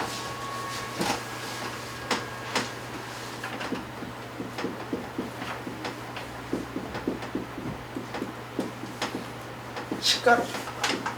그 시가라는 게 뭐냐? 아파트는 다 가격이 딱 뻔히 드러나 버려요. 그 KB 은행에 들어가도 되고 아니면 국토부 실거래 가액으로 딱 들어가 버리면 시가가 그냥 나와 버려. 몇 평짜리는 얼마쯤 된다는 게 다 나와. 요 시가로 주는 거예요. 그런데 현금 청산한다고 그러니까 이제 쪼고서 그건 안 주죠. 그 분양권은 안 주는데 현금 청산한다 그러니까 뭐 값을 뭐 싸게 한다 천만 말씀. 반드시 조합에서 조합원을 상대로 매도 청구를 하도록 돼 있어요. 우리가 그거 살 테니까 돈 주고 살 테니까 돈 우리가 얼마에 살게 그러면은 아니 조합에서 조합원 아닌 사람들 조합원에 안 들어간 사람들한테 살게 그러면은 돈을 예를 들어서 34평이 지금 한 22억 가는데 22억 간다고 사겠다고 이야기를 하겠어요? 20억이나 이야기하겠어요? 20억 좀 이야기할 것 아니에요. 그러면 조합원으로 안 들어가 있는 사람은 뭐라고 그래? 웃기는 소리하고 있네. 나는 그렇게 못 팔아. 그럴 거 아니에요. 그러면 해결 방법. 소송 가는 수밖에 없어요. 소송 가는 수. 그걸 매도 청구 소송이라고 해요.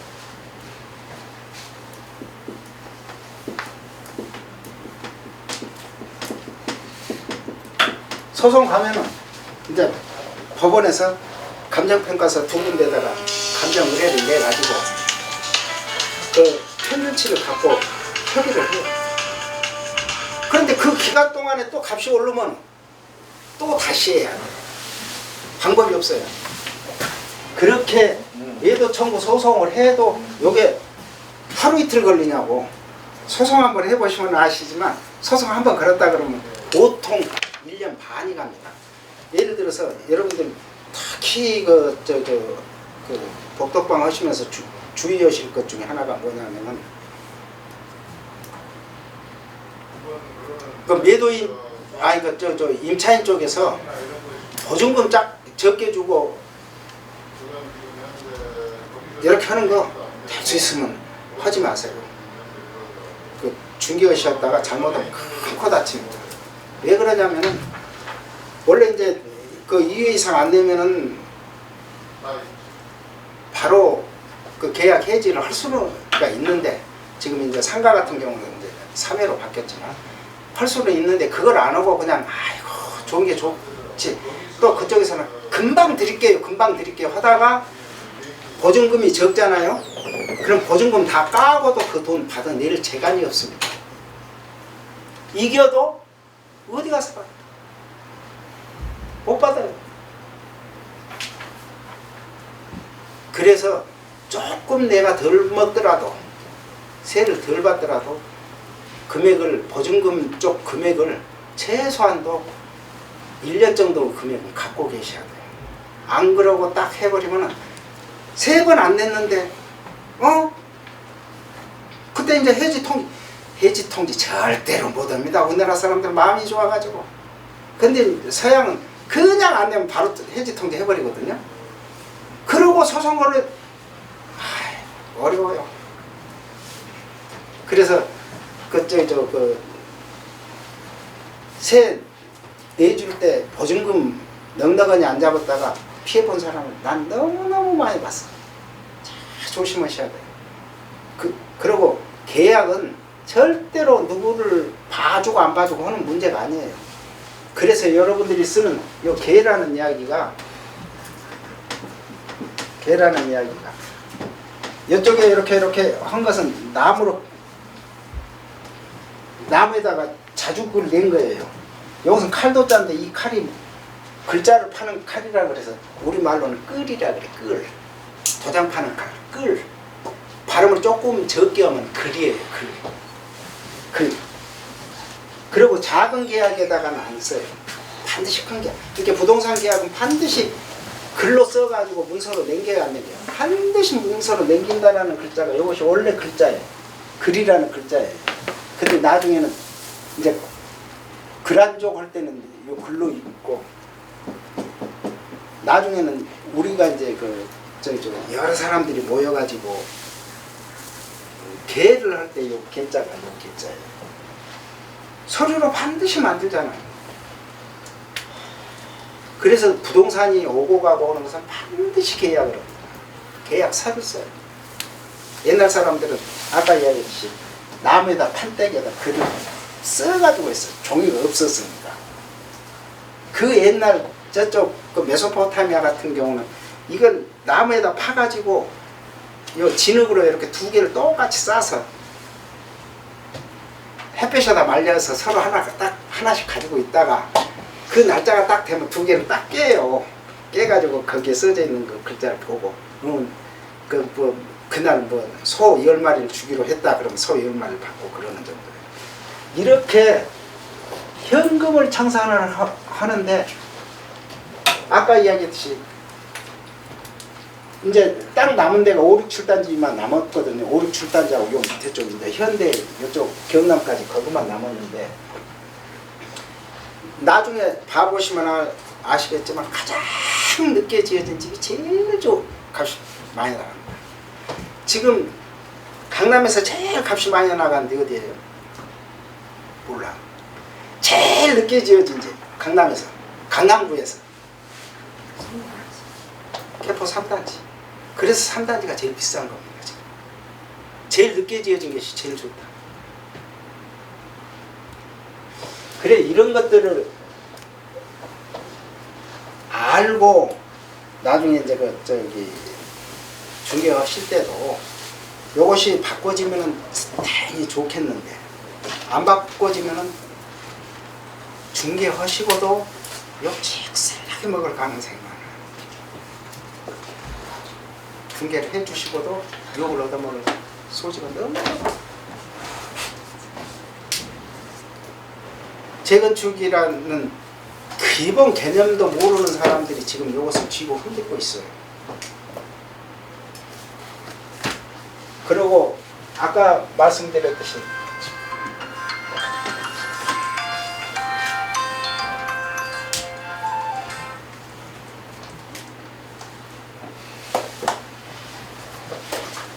조합으로 들어갔느냐 안 들어갔느냐에 따라서 내가 재산권을 행사할 수 있느냐 없느냐, 이것이 다 고쳐지고 난 다음에 그때 조합으로 들어가서 해야 제대로 요것을 받아먹어. 돈 벌자고 하는 짓이 아니에요. 제가 몰라 내 집 놔두고 나무 동네 가서 3년을 살아요. 요 돈 벌자고 하는 것인데 이것을 적용을 안 시켜주는 정규교육이에요. 그러니까 칼부림 난다고. 요것을 그 중개업을 하시면서 잘 챙겨서, 그냥 요새 한 건 하기도 힘든 줄 알지만은 제대로 좀 알려주시오. 제대로. 잘못 알려주면 나중에 또 여러분들이 하고 있는 게, 나는 중개라는 말을 별로 좋아하지는 않습니다만 원래 우리가 쓰고 있는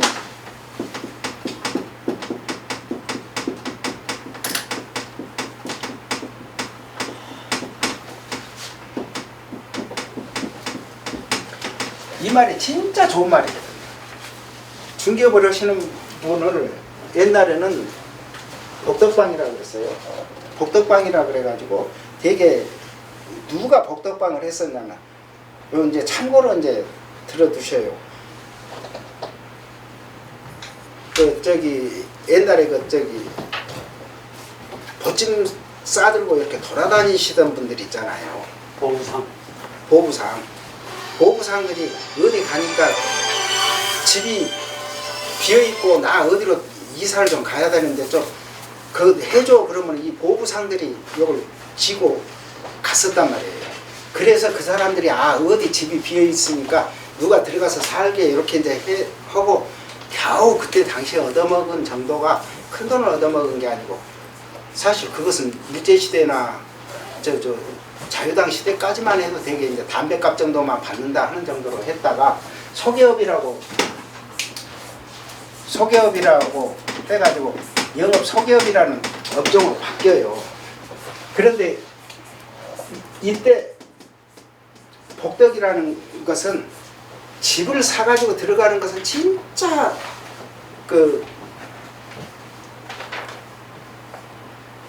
자기가 세상을 살아가는데 제일 중요하거든요. 제일 중요하니까 제발 거기 집에 들어가가지고 흥엇이라 해갖고 원래 흥이에요. 흥복이에요.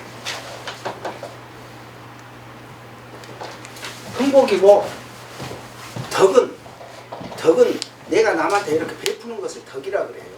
원래 이제 요것은 두인변을 쓴 건 요것은 사거리란 뜻이에요. 행자가 원래 사거리란 뜻입니다. 요것이 원래 이렇게 사거리라는 것을 나타내는데 그런데 그래서 간다라는 뜻이 됐어요. 사거리 중에서 이쪽 부분만 그림을 그린 거예요. 열 사람이 요거 12열이라는 뜻이고 요것은 눈이에요. 눈. 원래 이제 눈이 이렇게 생겼잖아요. 이렇게 요걸 그려놓은 거고 요것은 하나예요. 하나. 10사람이 눈으로 보는데 그것은 사람이 참 맞다 하는 것을 마음속으로 맞다 하는 것을 그래서 여기다 심자를 넣은 거예요. 그래서 사거리에서 하는 행동이 그 사람이 진짜 맞다 그것을 덕이라 그래요.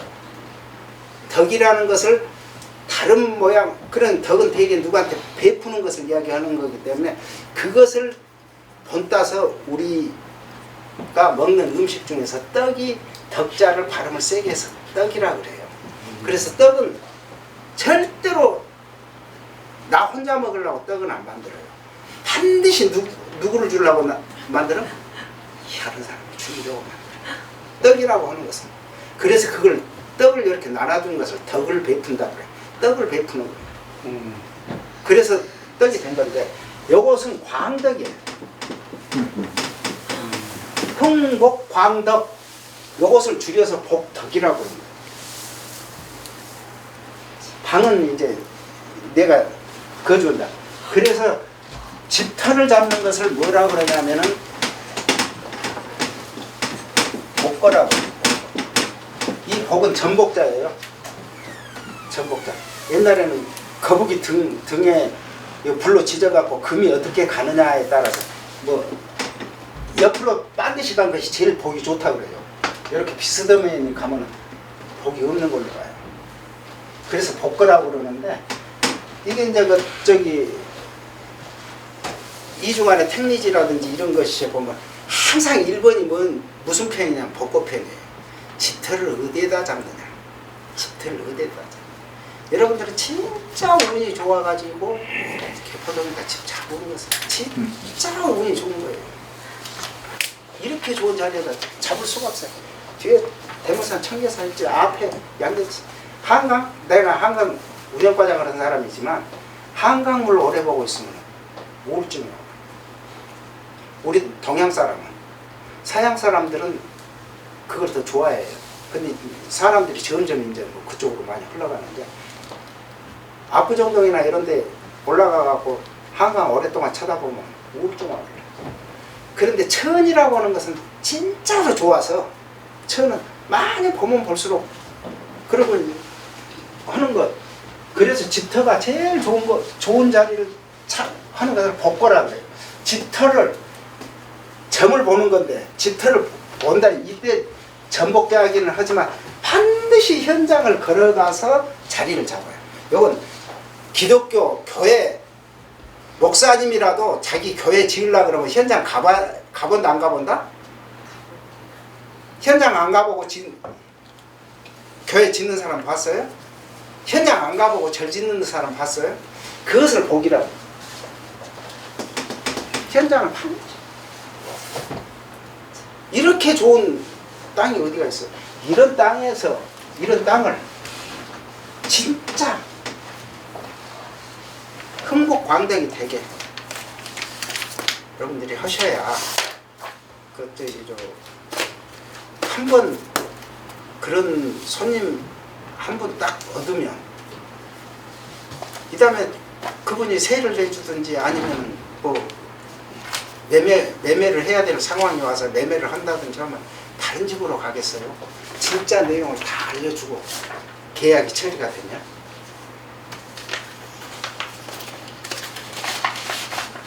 이렇게 해서 계획안 하시겠는데 혹시 질문사항 있으시면 재건축에 대해서 제가 혹시 저 복덕방 전에 거간이라는 말이 있었죠? 거간. 예예 거간이라고 그건 있었습니다. 예. 예.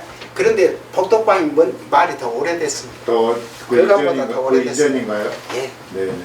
그리고 저 현금 정산은 어느 시점인가요? 현금 정산은 대개는 다 저기까지 갑니다. 관리처분까지. 저기 소송까지 다 갑니다.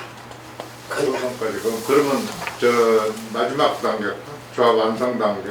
조합이 이 청산 단계. 청산 단계가 아니고 못하죠 그동안. 못합니다. 공사를 못해요. 아. 그 사람은 거기 들어가서 살고 있고 네. 다른 사람이 다 나가도 전기 못 끊습니다. 아. 개인 재산이기 때문에. 그러면 저 철거 이전이네요. 그러면 그렇죠. 당연하죠. 철거를 못하죠. 철거 자체를 철거 못하는 자체를 사람이 모든 것 자체를 못하는 거예요. 몇 년이고 그러면은 만약에 네. 지금 현재 3,000세대가 짓는다고 네. 하면은 한 1,000세대쯤 이렇게 해서 그냥 현금정산 대상자가 돼버렸을 경우 조합에서 능력 있는 거예요. 그게? 불가능합니다. 아니 그걸 저 매수 청구, 매도 청구할 땐 돈이 있어야지. 그렇죠. 200명만 돼도 못해. 어. 그래서 재건축은 100% 찬성을 안 하면 하기 힘들다. 그래서요 여기 보면은 제가 오늘 이거 드린 건데 여기 보면은 개발 이익까지 주게 돼 있어요. 다 주게 돼 매도 있어요. 청구하면은 매도 청구는 여기 보면은 청산을 개발 이익을 빼는 개발 이익까지 포함해서 주라. 아주 확정돼서 여기 14 이번에 제가 저 18년도에 제가 그 기술자들 건설인들 그래서 그 건설에 가서 교육받을 때 변호사한테 이거 새로 바뀌어가지고 개발 이익까지 포함해서 주게 돼 있고. 포함하는 가격이에요. 그러면 조합원에 비해서 크게 불이익 받을 그것이 없습니다. 없다. 하면은 그것을 악용할 수도 있겠네. 그러면요. 당연히 악용을 할 수 있죠. 조합원으로 안 들어간 사람들이 네. 장난질을 한 데가 있어요. 어. 왜 그러냐면 돈이 여유가 있는 사람이 조합원에서 빠져버려요. 그래놓고 자기하고 자기 친척이나 이렇게 해가고 높은 가격으로 삽니다. 비조합원 것을 사버려요. 그럼 가격이 높게 책정이 되니 그 감정평가는 그것 가지고 하는 거니까 그럼 가격이 높아져 버리죠. 저 조합원의 불만이 많아지면은 그런 일은 반드시 일어날 수밖에 없네요. 일어날 수밖에 없죠. 그리고 또 그 상가가 버티면은 돈을 더 주지 않습니까? 만약에 저기 해가지고 재판을 소송해가지고 얼마 달라 그러면 우리 재건축 절대 이거 수용 못하겠다 그 의견을 조합 측에서 제시한 수용을 못하겠다 하면은 아무리 저기를 해도 똑같이 우리 아파트 소유자도 한 100명 200명이 예를 들어 지금은 25억 간다 그래서 나중에 30억 안 주면은 근데 못하겠다 하면 상관은 또 재척할 수 있는 게 또 예, 재책이 있습니다. 있죠. 예. 그다음에 조합원도 재척이 가능한가? 조합원은 재책이 안 돼요. 조합은 재책이 없습니다. 동의하느냐 마느냐를 하는 거지. 동의를 안 해줘버리면 그러니까 끝입니다. 100세대만 딱 버텨버리고 재척 우리가 절차는 그렇게 더 복잡한가요? 그곳은 아까 내가 이제 그 상가 소유자들한테만 설명을 해드렸는데 잠깐만 설명 더 해드릴게요.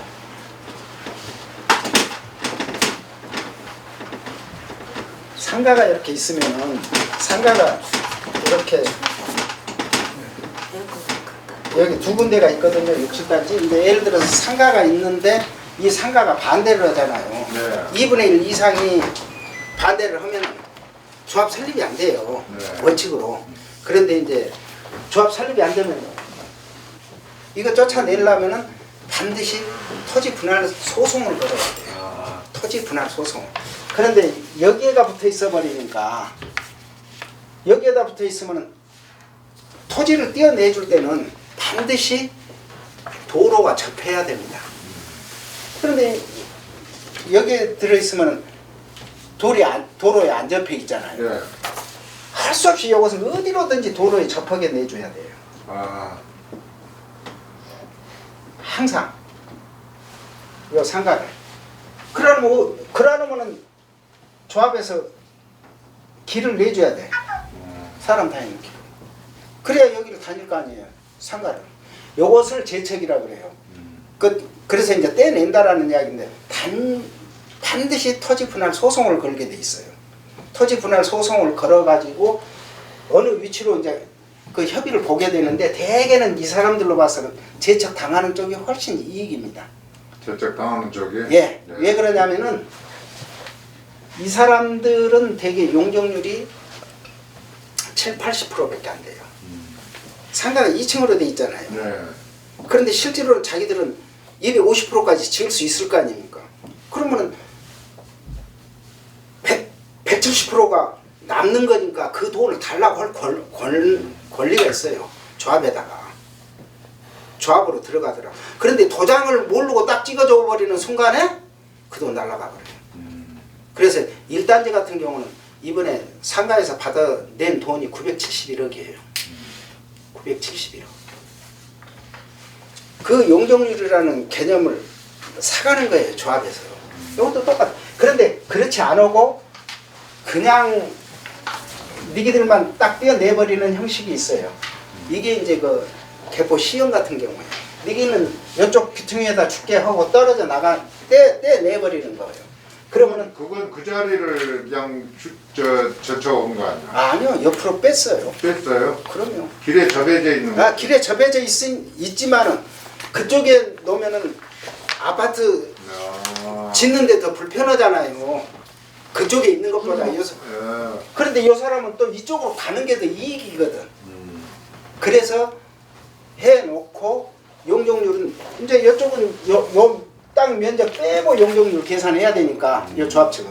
그런데 요건 나름대로 해서 지하 4층, 지상 10층 짓고 지하 1층하고 지상 4층까지는 상가로 하고 감사님. 5층부터서 10층까지는 주상 복합 아파트를 지어가고 아파트를 팔아가지고 건물 짓고 남는 돈 찢어나가. 결국은 조합은 상가는 상가대로 더 좋아지고 조합은 이 기간 이익을 얻고 그렇게 된 거네요. 그렇죠.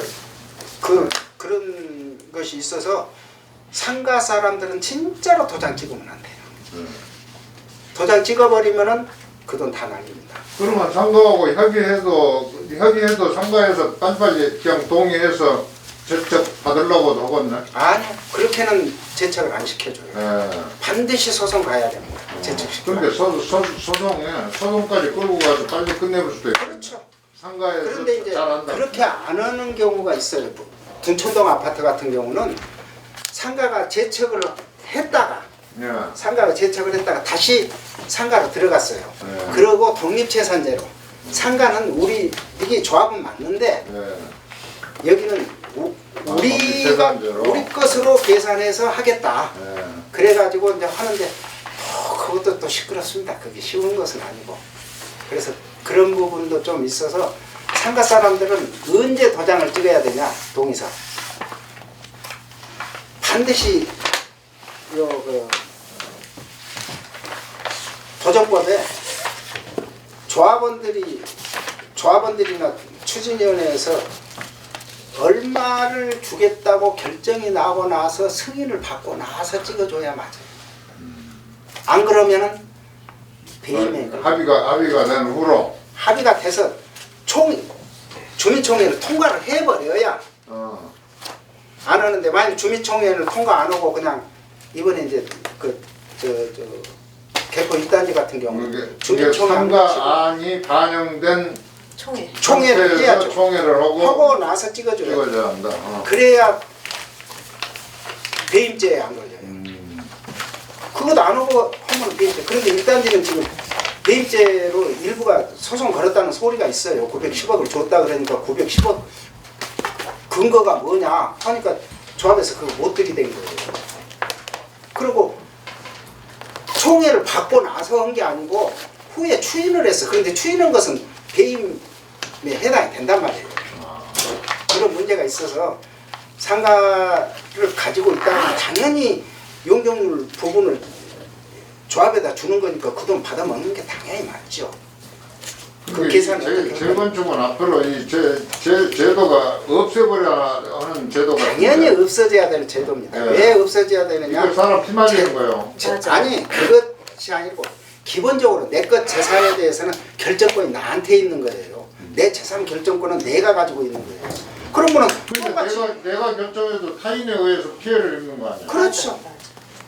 그러니까 원래는 내 재산이니까 내가 결정을 해야 되는데 그러면은 예를 들어서 이런 동에 80평씩 기로 전부 잘라져 있는 거 건물 지었다가 아이고 이거 마음에 안 들어 그러고 헐고 또 짓는 거 누가 뭐라고 그러는 사람 없잖아요. 그 자기 재산 자기 결정권인데 이게 덩어리가 크다 보니까 이제 국가가 개입을 시작한 거예요. 전에는 제가 한번 옛날에 들은 얘기인데 그러니까 동별로 한 개, 일개 동만도 할 수 있다고 했는데 지금 그것은 리모델링입니다. 리모델링 경우 재건축은 해당이 안 됩니다. 또뭐 예. 그 6, 7단지가 바닥이 단단하다 그러셨잖아요. 예. 화강암으로. 예. 그러면 이제 이걸 다시 지을 때 거기 지하 주차장 문제는 그게 굉장히 공사가 어렵지 않겠어요? 지금은 TBM이라고 하는 기계가 있어요. 그 공법이 좋다는 말씀이시네. 공법이 좋아가지고 지금 지하철 다 파는 거 옛날에는 1호선 팔 때 개복해갖고 했잖아요. 근데 지금은 지금은 방송으로 들어가 사람 있는지 없는지 공사하는지 없는지도 몰라요. 이까지 가서 얘들 장난이야. 워낙 화강암 튼튼한데 지어서 건물이 튼튼하다 이런 예, 말씀이었는데 예. 지금 이제 재건축을 하면 부수고 다시 지어야 한다는 말씀이죠. 예. 그러니까 그때는 이제 지하 주차장도 확실하게 예. 배려한다 확실하게. 그런 말씀이시죠. 예. 그리고 예. 평지에 예. 이렇게 아파트를 신축하는 것하고 예. 지금 기존에 있는 것 조합 예. 뭐 1000명이면 1000명, 3000명, 3000명이 이렇게 해가지고 동의 얻어가지고 오는 것하고 예. 이 전체 사업 비용이 한 거의 배 더 들어가요. 3분의 1 더 들어가요. 그것은 이제 그 허른 형태에서 그러니까 따라서 그게 그러는데 조합이 망하는 짓거예요. 그게 이제 그 설계를 뽑을 때 예. 설계를 뽑을 때 그 자료들이 다 들어가야 되거든요. 예. 그러니까 이제 지금 설계하는 방식이 두 가지가 있어요. 하나는 계략 설계라 그래가지고 얼마 정도 들겠다 하는 정도를 뽑는 것을 계략 설계라고 하고 그놈을 정확하게 뽑는 것을 실시 설계라 그래서 실시 설계하고 계략 설계하고 금액 자체가 틀립니다. 두 번을 되게 해요. 그러니까 저 두 가지 다 순행했을 때는 네. 큰 차이가 없지만은 네. 조합이 네 분이 있어가지고 이게 그 기간 비용 그럴 같은 때는 것이 그거 비용이 엄청 이게 조합원이 우리가 배가 더 드는 경우가 생긴다 그럴 수도 이런 있어요. 얘기예요. 그래서 이 제대로. 조합은 절대 하면 안 되는 거야. 그래 그 조합에서 1단지나 뭐 지금 2, 3단지만 좀 조용했고 여기도 다 재패 들어가고 뭐 불려가고 막 그랬잖아요. 왜 그러냐면은 저기 암사 아파트 시형 암사 아파트를 롯데에서 지었는데 얼마나 못된 짓들을 하냐면은 조합을 해산을 안 해요. 고의로 막 소송을 걸어가고 질질 끌어.